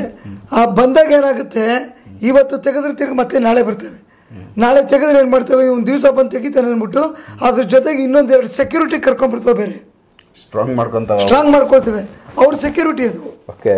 ಒಂದು ಆತ್ಮ ಏನಾಗುತ್ತೆ, ಭಯ ಆದರೆ ನೀನು ಬಾ ಅಂತ ಒಂದು 4-5 ಕರ್ಕೊಂಡು ಮನೇಲಿ ಕುಡಿಸ್ಕೊಳ್ತೇವೆ. ಈ ಥರ ಸ್ಟ್ರಾಂಗ್ ಮಾಡ್ತೇವೆ. ಇದು ಬ್ರಹ್ಮ ಪಿಶಾಚಿ ಅಂತಾರೆ. ಮೇನ್ ಕ್ಯಾಂಡಿಡೇಟ್ನ ಅದನ್ನು ಎಳೆದು ಸರಿಯಾದ ಇದರಲ್ಲಿ ನಾವು ಬಂಧನ ಮಾಡಲಿಲ್ಲ ಅಂದರೆ ಅದು ಬಿಟ್ಟೋಗಲ್ಲ, ಅಷ್ಟು ಸುಲಭವಾಗಿ ಬಿಟ್ಟೋಗಲ್ಲ. ನೀವು ರಿವೀಲ್ ಮಾಡಲ್ಲ ಅಂದಾಗ ಅಂಥ ಕೆಲವು ಕೇಸ್ಗಳು ನನ್ನ ವಿಡಿಯೋದಲ್ಲಿ ಇರ್ತಕ್ಕಂಥದ್ದು ಕೊಟ್ಟಿರ್ತೀನಿ ನಾನು ನಿಮ್ಮ ಮೇಲೆ ನಂಬಿಕೆಯಿಂದ. ಯಾಕಂದರೆ ದೊಡ್ಡ ದೊಡ್ಡ ವ್ಯಕ್ತಿಗಳದು ಅವರು ತೋರಿಸ್ಕೊಳ್ಳೋಕೆ ಇಷ್ಟಪಡಲ್ಲ. ಅದರಿಂದ ರಕ್ತ ಪಿಶಾಚಿ, ಈ ರಕ್ತ ಪಿಶಾಚಿ ಬಂದು ಸೇರಿಕೊಂಡ್ರೆ ಏನಾಗುತ್ತೆ, ನಿಮಗೆ ಪದೇ ಆಕ್ಸಿಡೆಂಟ್ ಆಗ್ತದೆ. ಪದೇ ನಿಮ್ಮನ್ನು ಬಂದು ಯಾರೋ ಗುತ್ತಾ ಇರ್ತಾರೆ, ಪದೇ ನೀವು ಬಿದ್ದು ಅಲ್ಲಿ ಇಲ್ಲಿ ಮೈನಲ್ಲಿ ರಕ್ತ ನೋಡ್ತಾ ಇರ್ತೀರ. ಕೆಲವು ಟೈಮ್ ಏನೂ ಮಾಡ್ಕೊಳ್ಳಿಲ್ಲ ಅಂದರೆ ಬೆಳಗ್ಗೆ ದೃಷ್ಟಿಯೊಳಗಡೆ ಈ ಉಗುರು ಬಿದ್ದು ರಕ್ತಗಳು ಸುರಿತಾ ಇರ್ತದೆ. ನಿಮ್ಮ ಕೈ ಹಿಂದೆ ಬೆನ್ನಿಗೋಗಲ್ಲ, ನಿಮ್ಮ ಬೆನ್ನಲ್ಲಿ ರಕ್ತ 3 ಬೆರಳು ಹಾಕಿರ್ತಕ್ಕಂಥದ್ದು ಕಾಣ್ತೀರಾ, ಮಾರ್ಕ್ ಕಾಣುತ್ತೆ. ಇದು ಭಾಳ ಕಡೆ ನೋಡಿದ್ದೀವಿ ನಾವು, ಭಾಳ ಕಡೆ ನೋಡಿದ್ದೀವಿ. ಯಾಕಂದರೆ ಇದು ರಕ್ತ ಪಿಶಾಚಿ ಅಂತಾರೆ. ಅದು ಕಣ್ಣಲ್ಲಿ ಯಾವಾಗಲೂ ರಕ್ತ ನೋಡ್ತಾ ಇರಬೇಕು. ಅದು ಕಾಣಿಸ್ಲಿಲ್ಲ ಅಂದರೆ ನಿಮ್ಮನ್ನು ಕರ್ಕೊಂಡೋಗಿ ಯಾವ್ದಾರ ಬಸ್ ಬರ್ತಾ ಇರೋ ತಳ್ಳಕ್ಕೂ ರೆಡಿ. ಅದು ಮುಲಾಜಿಲ್ಲದೆ ಇದು ರಕ್ತ ಪಿಶಾಚಿ, ಬ್ರಹ್ಮ ಪಿಶಾಚಿ, ಅರ್ಥ ಆಯ್ತಾ? ಈ ಮೋಹಿನಿಗಳು ಬಂದಾಗ ಇದನ್ನು ಇವನಿಗೆ ತೊಂದರೆಗೆ ಈಡು ಮಾಡಿ ಯಾವುದೇ ನೀವು ಔಷಧಿ ಅದಕ್ಕೆ ಸ್ಪಂದಿಸೋಕ್ಕಾಗಲ್ಲ. ಈ ರಚನೆ ಒಂದು ಬೇರೆ. ಇದಕ್ಕೆ ಈ ರೀತಿ ಪೂಜೆ ಪುನಸ್ಕಾರಗಳಾಗ್ಬೋದು, ಈ ರೀತಿ ತೆಗಿತಕ್ಕಂಥವ್ರಾಗ್ಬೋದು, ಇಂಥವ್ರಿಗೆ ಮಾಂತ್ರಿಕ ವಿದ್ಯೆಲೇ ಆಗೋದು. ಇದನ್ನು ಬೇರೆಯವ್ರಿಗೆ ಮುಟ್ಟಕ್ಕೂ ಆಗಲ್ಲ. ಸಪೋಸ್ ಒಂದು ವೇಳೆ ಕೆಣಕ್ಬಿಟ್ರೆ ಏನಾಗುತ್ತೆ, ಅದಕ್ಕೆ ಇನ್ನೂ ಉಗ್ರ ಆಗ್ಬಿಡ್ತಿದೆ. ಉಗ್ರ ಆಗ್ಬಿಟ್ರೆ ಕ್ಯಾಂಡಿಡೇಟ್ ಉಳಿಯೋದು ಕಷ್ಟ ಆಗುತ್ತೆ. ಅಂದರೆ ಇಲ್ಲಿ ಯಾರನ್ನ ಅದು ಟಾರ್ಗೆಟ್ ಮಾಡಿ ತೆಗೆದುಬಿಡುತ್ತೆ. ಈಗ ನೋಡಿ, ಎಕ್ಸ್ಪೋಸ್ ಆಗದೆ ಇರ್ತಕ್ಕಂಥದ್ದು 1000 ಜನ ಇದ್ದಾರೆ. ನಮ್ಮ ಮುಂದೆ ಕರ್ಕೊಂಬಂದು ನಿಲ್ಸಿದ್ರೆ ನಿಮ್ಗೆ ಐತೆ ಅಂದರೆ ನಂಬಲ್ಲ. ಫಸ್ಟ್ ಕ್ಲಾಸ್ ಆಗಿದ್ದೀವಿ ಸರ್, ಆರಾಮಾಗಿದ್ದೀವಿ, ಏನು ತೊಂದರೆ ಇಲ್ಲ, ನಮಗೆ ಆ ಥರ ಏನು ತೊಂದರೆ ಇಲ್ಲ ಅಂತಾರೆ. ಯಾಕೆ ಅಂದರೆ ಅವ್ರಿಗೆ ಎಫೆಕ್ಟ್ ಕೊಟ್ಟಿಲ್ಲ, ನಾವು ಇರೋದೇ ಹಿಂಗೆ ಅಂತ ತಿಳ್ಕೊಂಡಿರ್ತಾರೆ. ನಾವು ಒಂದಕ್ಕೊಂದು ಅಡ್ಜಸ್ಟ್ ಆದಂಗೆ ಅವರು ದೇಹಕ್ಕೆ ಅದು ಸೆಟಪ್ ಮಾಡ್ಕೊಂಡ್ಬಿಟ್ಟಿರ್ತೀವಿ ಬಾಡಿನ. ಸೊ ಕೆಲವೇನು ಮಾಡ್ತಾರೆ, ಬೆಡ್ ರಿಟರ್ನ್ ಆಗಿ ಹೋಗ್ತಾರೆ. ಅವಾಗ ಅವ್ರನ್ನ ತೋರಿಸ್ಲೇಬೇಕು, ಮಾಡಲೇಬೇಕು, ಮಟ್ಲೇಬೇಕು. ಅವ್ರಿಲ್ಲ ಅಂತಂದರೆ ಏನಾಗುತ್ತೆ, ಕೆಲವು ಜನ ಎಲ್ಲ ಕಡೆ ತೋರಿಸಿ ಕೊನೆಗೆ ಒಂದು ದಿವಸ ಹಾರ್ಟ್ ಅಟ್ಯಾಕೋ ಲಾಕ್ ಆಗಿ ಹೊರಟೋಗ್ತಾರೆ. ಅದಕ್ಕೆ ಸರಿಯಾದ ವ್ಯಕ್ತಿಗಳಿಗೆ ನಾವು ಸ್ಪಂದಿಸಬೇಕು. ನೀವು ಯಾರ ಹತ್ರ ಆದರೂ ಹೋಗಿ ತೋರಿಸಿ, ಅಭ್ಯಂತರ ಇಲ್ಲ. ಆದರೆ ಅದನ್ನು ರಿಮೂವ್ ಮಾಡ್ತಕ್ಕಂಥ ಕೆಪಾಸಿಟಿ ಬಾಡಿ ಮೇಲೆ ಎಕ್ಸ್ಪೋಸ್ ಆಗೋವರೆಗೂ ಬಿಡಬೇಡಿ. ಬಾಡಿ ಮೇಲೆ ಎಕ್ಸ್ಪೋಸ್ ಆಗೋಯ್ತು ಅಂದರೆ ಭಾಳ ಕಷ್ಟ ಆಗುತ್ತೆ. ಕೆಲವು ಜನ ಉಳ್ಕೋತಾರೆ ಪ್ರಾಣದಿಂದ, ಕೆಲವು ಜನ ತುಂಬ ಕಷ್ಟ ಆಗುತ್ತೆ. ಅಂದರೆ ಇಲ್ಲಿ ಅನುಮಾನ ಪಡೋದಕ್ಕಿಂತ ಏನಾದರೂ ಒಂದು ಸಣ್ಣ ಪುಟ್ಟ ಸೂಚನೆ ಗೊತ್ತಾದ ಕೂಡಲೇ ಸಂಬಂಧಪಟ್ಟವ್ರನ್ನ ನೀವು ಕಾಂಟ್ಯಾಕ್ಟ್ ಮಾಡಲೇಬೇಕು. ಮಾಡೋದು ಒಳ್ಳೆಯದು. ಯಾಮಾರಂಗಿಲ್ಲ, ಮತ್ತೆ ಮಂಡ ಧೈರ್ಯ ಮಾಡೋಂಗಿಲ್ಲ. ಏನಾಗುತ್ತೆ ನೋಡೋಣ, ಆ ಹುಚ್ಚುತನ ಬೇಡ. ಯಾರಾದರೂ ಈ ಥರ ಆದಾಗ ಅದನ್ನು ಕೇರ್ಫುಲ್ಲಾಗಿ ಆಯಿತೋ ಇಲ್ಲೋ ಗೊತ್ತಿಲ್ಲ, ಸೊ ಒಂದು ಕಡೆ ಹೋಗಿ ಅದನ್ನು ಚೆಕ್ ಮಾಡೋಣ ಅಂತೇಳಿ ಅಟೆಂಡ್ ಮಾಡಬೇಕು. ನೋಡಿ, ನಿಮಗೆ ಇನ್ನೊಂದು ಉದಾಹರಣೆ ಕೊಡ್ತಾ ಇದ್ದೀನಿ. 5 ವರ್ಷಕ್ಕೆ ಮುಂಚೆ ನಾನು ಒಂದು ಕೇಸ್ ಅಟೆಂಡ್ ಮಾಡಿದೆ. ನನಗೆ ಆ ಕೇಸು ಫೇಲ್ಯೂರ್ ಆಗಿದ್ದು, ಫೇಲ್ಯೂರ್ ಅಂತ ಅಲ್ಲ, ಬಟ್ ಮನೆಯೊಳಗಡೆ ಇಂಥ ತೊಂದರೆ ಇದೆ ಅಂತ ಮುಚ್ಚಿಕ್ಕಿದ್ದು ನನಗಿವತ್ತು ಕಾಡಿಸ್ತಾ ಇದೆ. ಅಂದರೆ ನಿಮ್ಮ ಗಮನಕ್ಕೆ ತಂದಿಲ್ಲ. 28 ವರ್ಷ ಹುಡುಗಿ, ಪ್ರೆಗ್ನೆಂಟ್ ಇಲ್ಲ, ಪ್ರೆಗ್ನೆಂಟ್ ಥರ 8 ತಿಂಗಳು ಪ್ರೆಗ್ನೆಂಟ್ ಥರ ಇದೆ. ಮದುವೆ ಆಗಿತ್ತಾ ಸರ್? ಮದುವೆ ಆಗಿದೆ, ಗಂಡ ಇದೆ, ಒಂದು ಮಗು ಇದೆ. ಸೆಕೆಂಡ್ ಪ್ರೆಗ್ನೆಂಟ್ ಅಂತ ಅಂದ್ಬಿಟ್ಟು ತೋರಿಸ್ತಾ ಇದೆ. ಸ್ಕ್ಯಾನಿಂಗಲ್ಲಿ ಒಳಗಡೆ ಏನಿಲ್ಲ. ಸೊ ಹೊಟ್ಟೆ ಮಾತ್ರ ಮುಂದೆ ಬಂದಿದೆ. ಓಕೆ. ಈ ಕೇಸ್ ನಮ್ಮ ಹತ್ರ ಬಂತು.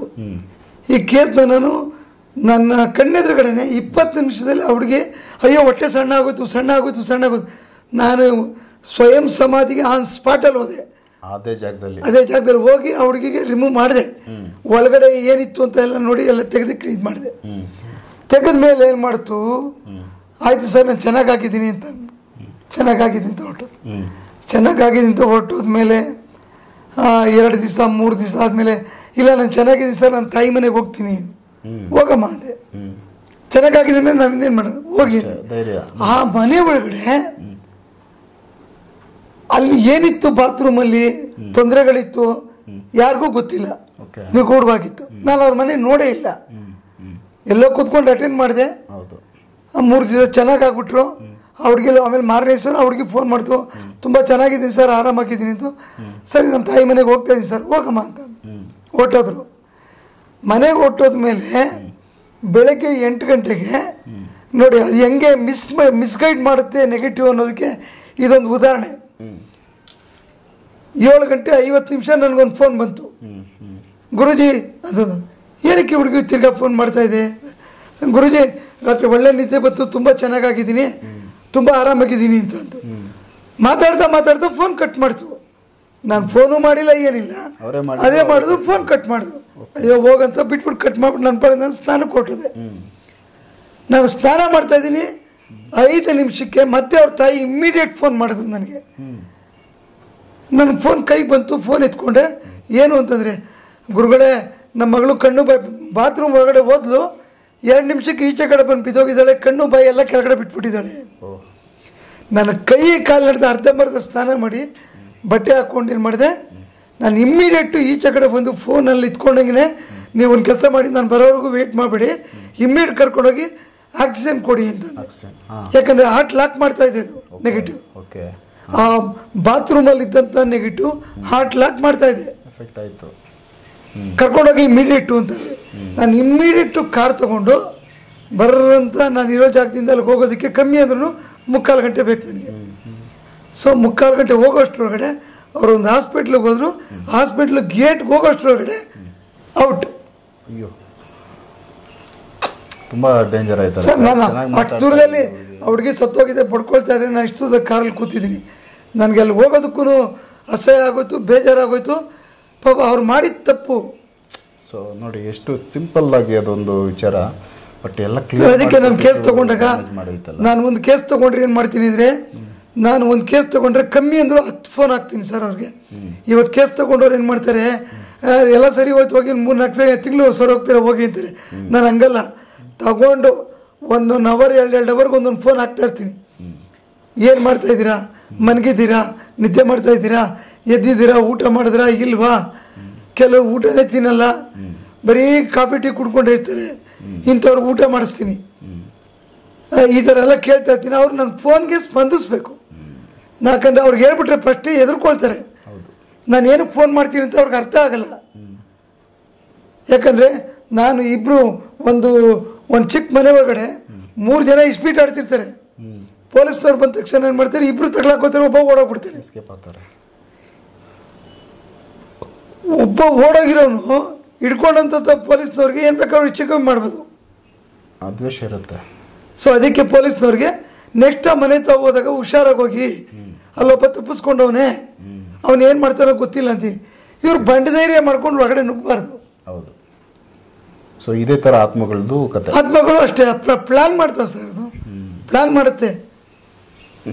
ನಾನು ಕೂತ್ಕೊಂಡ್ರೆ 4 ದಿವಸ ನಿಮ್ಮ ಎಪಿಸೋಡ್ಗಳು ಮುಗಿಯಲ್ಲ. ಅಷ್ಟು ಕೇಸಸ್ಗಳು ನನ್ನ ತಲೆ ಒಳಗಡೆ ಇದೆ. ಕ್ಯೂರಿಯಾಸಿಟಿ ಇರ್ತಕ್ಕಂಥ ಕೇಸಸ್ಗಳು ನೀವು 25 ಎಪಿಸೋಡ್ ಮಾಡಿದ್ರು ಸಾಲಲ್ಲ. ಯಾಕಂದರೆ ಪ್ರತಿಯೊಂದು ಮನೇಲಿ 100ಕ್ಕೆ 95 ಜನ ಈ ಕಷ್ಟದಲ್ಲಿ ಅನುಭವ, ಲಾಸು, ಕಳ್ಕೊಳ್ಳೋದು, ಆಮೇಲೆ ಮಕ್ಳುಗಳಿಗೆ ಹೆಣ್ಣು ಹುಡುಕಿ ಮದುವೆ ಆಗಲ್ಲ, ನಾನು ಮದುವೆ ಆಗಲ್ಲ ಅನ್ನೋದು ಗಲಾಟೆ ಮಾಡೋದು, ಇವ್ರು ಜಾತಕ ನೋಡಿ ತೊಗೊಂಡೋಗೋದು, ಗಂಡು ಮಕ್ಳಿಗೆ ಮದುವೆ ಆಗಲ್ಲ, ಅವ್ನ ಜಾತಕ ತೊಗೊಂಡೋಗೋದು. ಏನಕ್ಕೆ ಅಂದರೆ ಇವರಲ್ಲಿ ನೆಗೆಟಿವ್ಗಳು ಅಟ್ಯಾಕ್ ಮಾಡಿ ಇವ್ರು ಮದುವೆ ಆಗೋದಕ್ಕೆ ಬಿಡಲ್ಲ, ಅಡ್ಡ ಆಗ್ತವೆ. ಇವ್ರು ಏನು ಮಾಡ್ತಾರೆ, ಜಾತಕ ಕೇಳ್ತಾರೆ, ಗ್ರಹಗತಿ ಸರಿ ಇಲ್ಲ ಅಂತ ಹುಡುಕೊಂಡು ಹೋಗ್ತಿರ್ತಾರೆ. ಇವೆಲ್ಲ ಏನದು ಆತ್ಮದಿಂದ ಎಫೆಕ್ಟ್. ಜಾತಕ ಅನ್ನೋದು ಒಂದು ಕಡೆ, ಅವ್ರ ಗ್ರಹಗತಿ ಅನ್ನೋದು ಒಂದು ಕಡೆ, ಅರ್ಥ ಆಯ್ತಾ? ಈ ಆತ್ಮ ಅನ್ನೋದು ಒಂದು ಭಾಗ.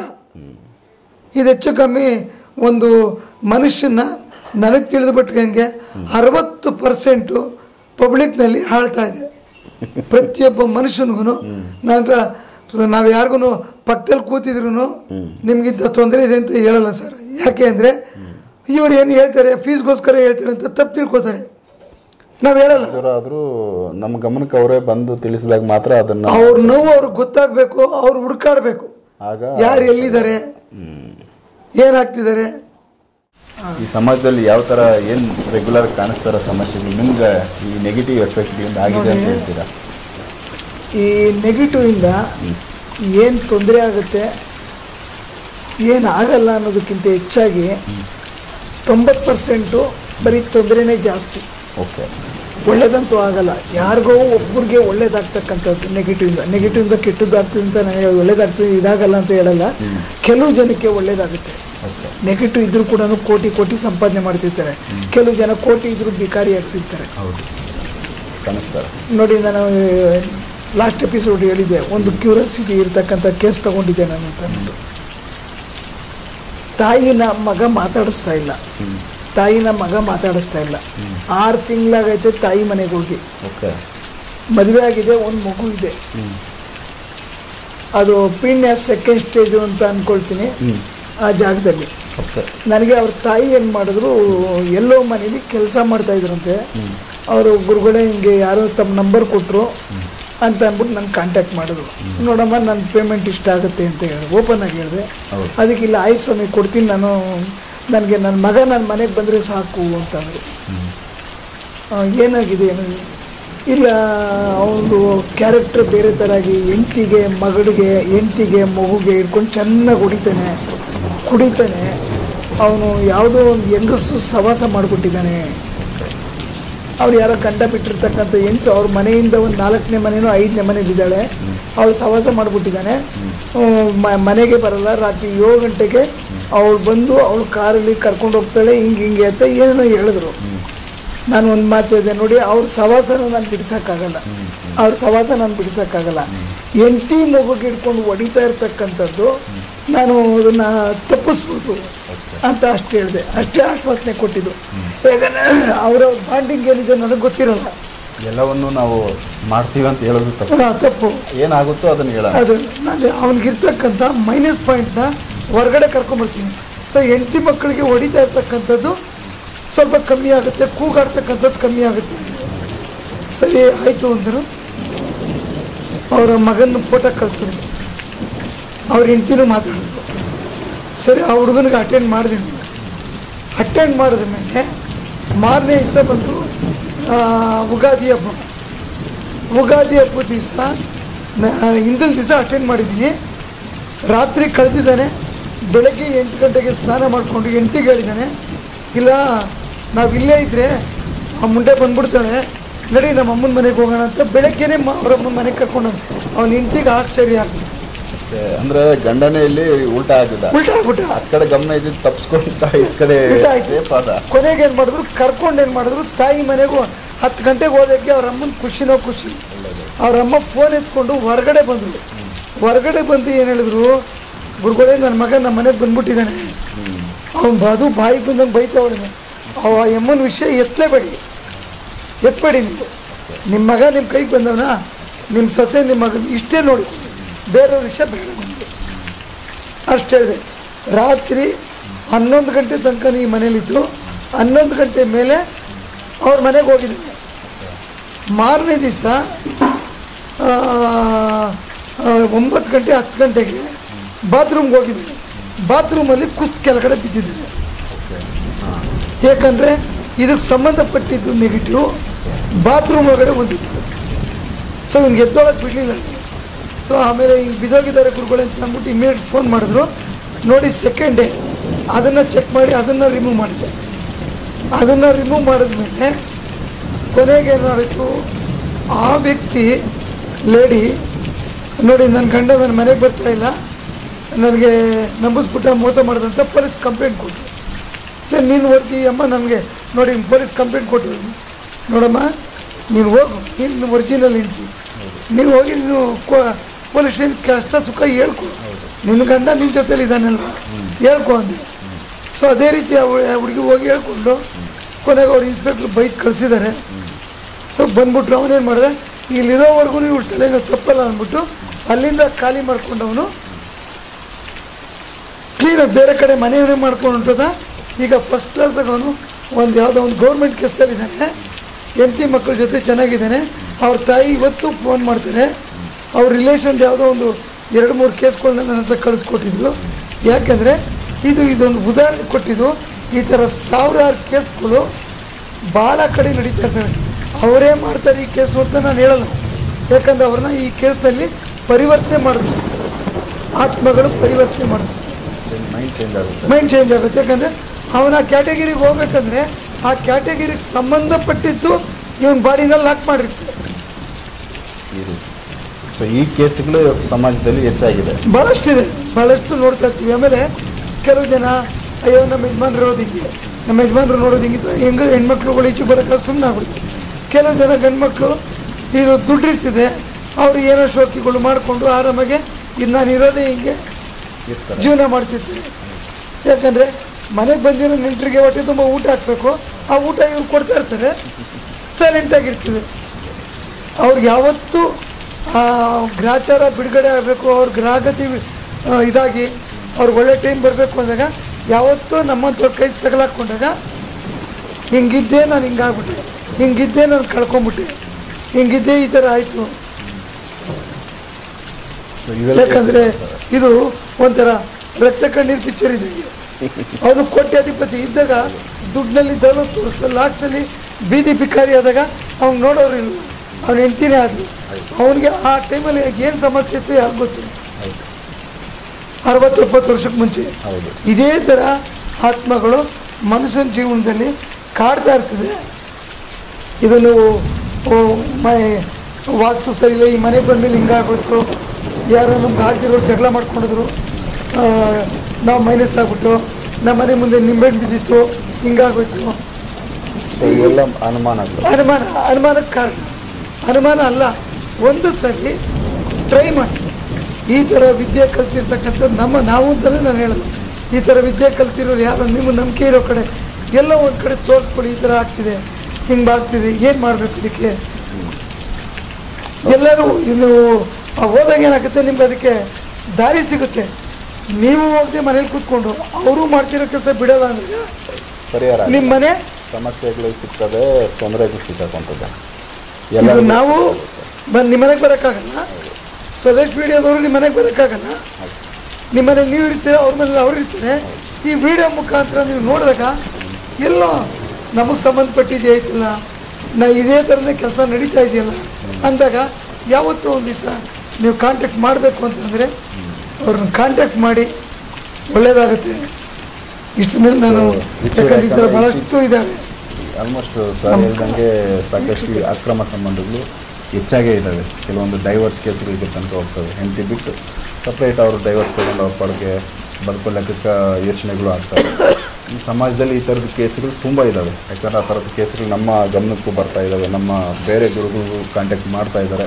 ಸೊ ಅವ್ರ ಕೈಯಲ್ಲಾಗಿದ್ದು ಕೆಲವೊಂದು ಪರಿಹಾರಗಳು ಕೊಟ್ಟವ್ರೆ, ಕೆಲವೊಂದು ಆಗಲ್ಲ ಅಂತ ಇದು ಓಪನಾಗಿ ಹೇಳ್ಬಿಟ್ಬಿಡ್ತಾರೆ. ಯಾಕಂದರೆ ಆ ಸ್ಟೇಜ್ ಮೀರಿರುತ್ತೆ. ಸೊ ಇಲ್ಲಿ ಭಗವಾನ್ ಸರ್ ಹೇಳ್ತಾ ಇರೋದು ಇದೇನೆ. ಯಾಕಂದರೆ ಈ ಥರದ ಸಮಸ್ಯೆಗಳು ತುಂಬ ಇದೆ ಈಗಿಂದು ಸಮಾಜದಲ್ಲಿ. ಅದು ನಾವು ಅಂದ್ಕೊಂಡಾಗಿ ಆ ವ್ಯಕ್ತಿನಲ್ಲಿ ಏನೋ ತೊಂದರೆ ಐತೆ, ಆ ವ್ಯಕ್ತಿ ತಪ್ಪು ಮಾಡ್ತಾ ಇದ್ದಾನೆ ಅಂತ ನಮ್ಮ ಕಣ್ಣಿಗೆ ಕಾಣಿಸ್ತಾ ಇದೆ. ಬಟ್ ಇವ್ರು ಹೇಳಿದ್ದು ವಿಚಾರ ಕೇಳಿದ್ರೆ ಆ ವ್ಯಕ್ತಿನ ಬೇರೆ ಯಾವುದೋ ಒಂದು ಆತ್ಮ, ಒಂದು ಶಕ್ತಿ ಅವನ್ನ ಹ್ಯಾಂಡಲ್ ಮಾಡ್ತಾ ಇದ್ದು ಅವನ್ನ ತಲೆ ಕೆಡಿಸ್ತಾ ಇದೆ ಅಂತ ಅವರು ಕ್ಲಿಯರಾಗಿ ಹೇಳ್ತಾ ಇದ್ದಾರೆ. ಯಾಕಂದರೆ ಆ ಥರ ಕೇಸ್ ಹ್ಯಾಂಡಲ್ ಮಾಡಿರೋದ್ರಿಂದ. ಸೊ ಇದು ಮೇಯ್ನ್ ವಿಚಾರ. ಇದಕ್ಕೆ ಸಂಬಂಧಪಟ್ಟಿದ್ದು ಯಾರಾದರೂ ತೊಂದರೆ ಇದ್ದು ಒಂದು ಸೆಕೆಂಡು ಕ್ಲಿಯರಾಗಿ ಹೇಳ್ತಾ ಇದ್ದೀನಿ. ಅಂದರೆ ಯಾಕೆ ಅಂತಂದರೆ ನೋಡಿ, ಒಂದು ಪ್ರೇತಾತ್ಮ ಬಂದೈತೆ, ದೆವ್ವ ಬಂದೈತೆ, ಮನುಷ್ಯನ ಮೇಲೆ ಕುಣಿದಾಡ್ತಾರೆ, 10 ಜನ ಇಟ್ಕೊಳ್ತಾರೆ. ಅದೇ ಇಳಿದ್ಬಿಟ್ಟ ಮೇಲೆ ತಳ್ಳಿದ್ರೆ ಬಿದ್ದೋಗ್ಬಿಡ್ತಾರೆ. ಯಾಕೆ, ಏನು ಕಾರಣ? ಈ ಆತ್ಮಗಳು ಬಂದರೆ 10 ಜನದ ಬಲ ಇರ್ತದೆ. ಅದು ಎಕ್ಸ್ಪೋಸ್ ಆಗಿ ಬೇರೆ ಎಕ್ಸ್ಪೋಸ್ ಆಗದೆ ಇರ್ತಕ್ಕಂಥದ್ದು ಸಾವಿರಾರು ಜನ ಇವತ್ತು ಅನುಭವಿಸ್ತಾ ಇದ್ದಾರೆ. ನೋಡಿ, ನೀವು ಇದ್ರದ್ದು ನಾಗವಲ್ಲಿ ಪಿಕ್ಚರ್ ನೋಡಿದ್ದೀರಾ? ಆಪ್ತ ಮಿತ್ರ ಪಿಕ್ಚರ್ ನೋಡಿದ್ದೀರಾ? ಸೌಂದರ್ಯ ಮಂಚನ ಎತ್ತುತ್ತಾಳೆ, ಹಿಂಗೆ ಬಿಟ್ಬಿಡ್ತಾಳೆ. ಎತ್ತದವ್ರು ಯಾರು, ಬಿಟ್ಟವಳು ಯಾರು? ಅವಳು ಹೇಳ್ತಾಳೆ ನಾನು ಏನೋ ಮಾಡಿದೆ ಅಂತೇಳಿ. ಅವಳು ಮಾಡೋದು ಅವಳಿಗೆ ಗೊತ್ತಿಲ್ಲ. ಮಾಡಿದ್ದು ಯಾರು? ಅವರ ದೇಹದಲ್ಲಿ ಯಾವುದೋ ಒಂದು ಶಕ್ತಿ. ಆ ನಾಗವಲ್ಲಿ ಅಂತಕ್ಕಂಥ ಆತ್ಮ ಮನುಷ್ಯನ ಎಷ್ಟು ಕಾಡಿಸ್ತು. ಸುಮಾರು 30 ವರ್ಷಕ್ಕೆ ಮುಂಚೆ ಕೇರಳದಲ್ಲಿ ಇದು ಬಹಳಷ್ಟು ಸಮಸ್ಯೆ ಮಾಡುತ್ತೆ. ರಿಯಲ್ ಸ್ಟೋರಿ ಇದು. ಅದನ್ನ ಎಷ್ಟು ಸ್ವಾಮೀಜಿಗಳು ಕೂತ್ಕೊಂಡು ಬಂಧನ ಮಾಡಿದ್ರು. ಅವತ್ತಿನ ದಿನ ಇದಕ್ಕೆ ಪರಿಹಾರ ಹುಡ್ಕೋರೆ ಕಷ್ಟ, ಜನ ಸಿಗ್ತಾ ಇರಲಿಲ್ಲ. ಪೂಜೆಗಳು ಮಾಡಿ ಬಂಧನ ಮಾಡಿ ಅದನ್ನು ಸಬ್ಜೆಕ್ಟ್ ತೊಗೊಂಬಂದು ತೆಗೆದು ನೋಡಿ.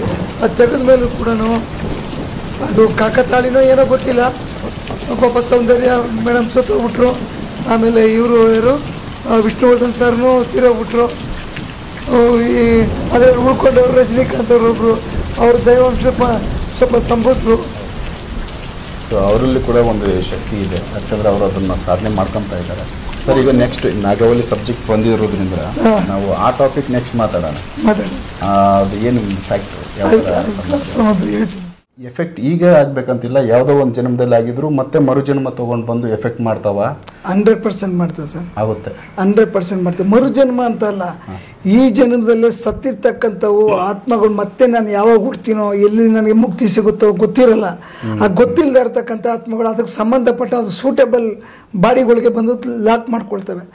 ಲಾಕ್ ಮಾಡಿಕೊಂಡು ಆಗಿನ ಕಾಲದಲ್ಲಿ ಒಂದು ನಾಗವಲ್ಲಿ, ಈಗಿನ ಕಾಲದಲ್ಲಿ ಮನೆಗೂ ನಾಗವಲ್ಲಿ ಅಂತಾರಲ್ಲ, ಆ ಥರ ಮನುಷ್ಯನಿಗೆ ಕಾಡಿಸ್ತಾ ಇರ್ತಕ್ಕಂಥ ಇದು ಒಂದು ಪ್ರಪಂಚ ಇದೆ. ನಾವು ಇರೋದೇ ಹಿಂಗೆ ಅಂತ ಅನ್ಕೊಂಡು ನೋಡಿ. ಇವತ್ತು ಆರ್ಟಿಸ್ಟ್ಗಳು, ದೊಡ್ಡ ಆರ್ಟಿಸ್ಟ್ಗಳು, ನಮ್ಗೆ ಹೆಸರುಗಳು ಬೇಕಾಗಿಲ್ಲ.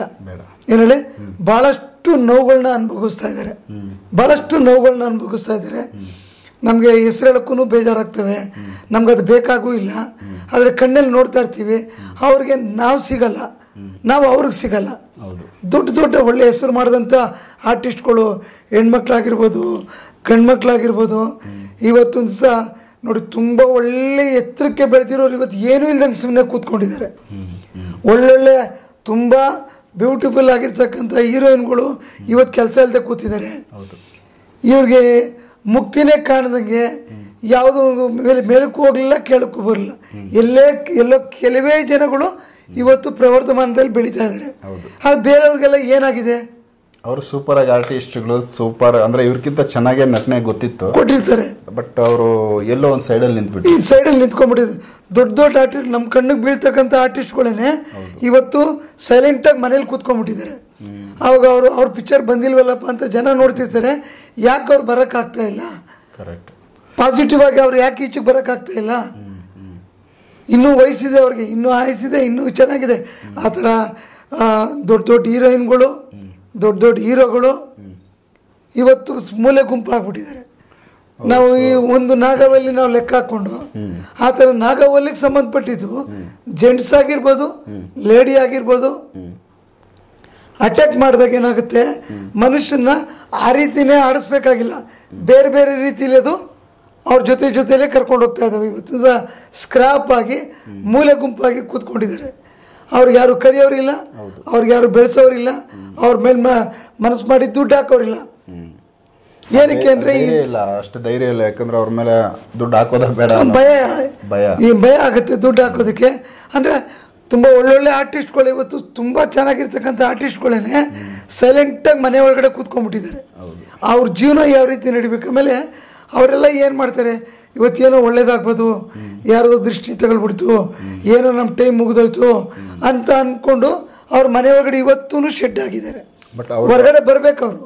ಅವ್ರಿಗೂ ಕೂಡ ಅದು ಗೊತ್ತಿಲ್ಲ, ಅವ್ರಿಗೂ ಗೊತ್ತಿಲ್ಲ. ಅವ್ರು ನಾರ್ಮಲ್ ಆಗಿ ಏನೋ ನಂದು ತಪ್ಪಾಗಿದೆಯೋ, ನಂದು ವ್ಯಾಲ್ಯೂ ಕಮ್ಮಿ ಆಗಿದೆಯೋ ಸರ್, ಅವರೇ ಅವರು ಡಿಪ್ರೆಷನ್ ಆಗಿರ್ತಾರೆ. ಅವ್ರ ಹೈಟು, ಅವ್ರ ಪರ್ಸ್ನಾಲಿಟಿ, ಅವರು ಹ್ಯಾಂಡ್ಸಮ್ ಆಗಿರೋದು ನೋಡ್ಕೊಂಡಾಗ ಏನಾಗುತ್ತೆ, ನನಗೇನು ಕಾಯಿಲೆ, ನಾನು ಚೆನ್ನಾಗಿದ್ದು, ನಾನು ಡಿಮ್ಯಾಂಡ್ ಇಲ್ಲ ಅನ್ಕೋತಾರೆ.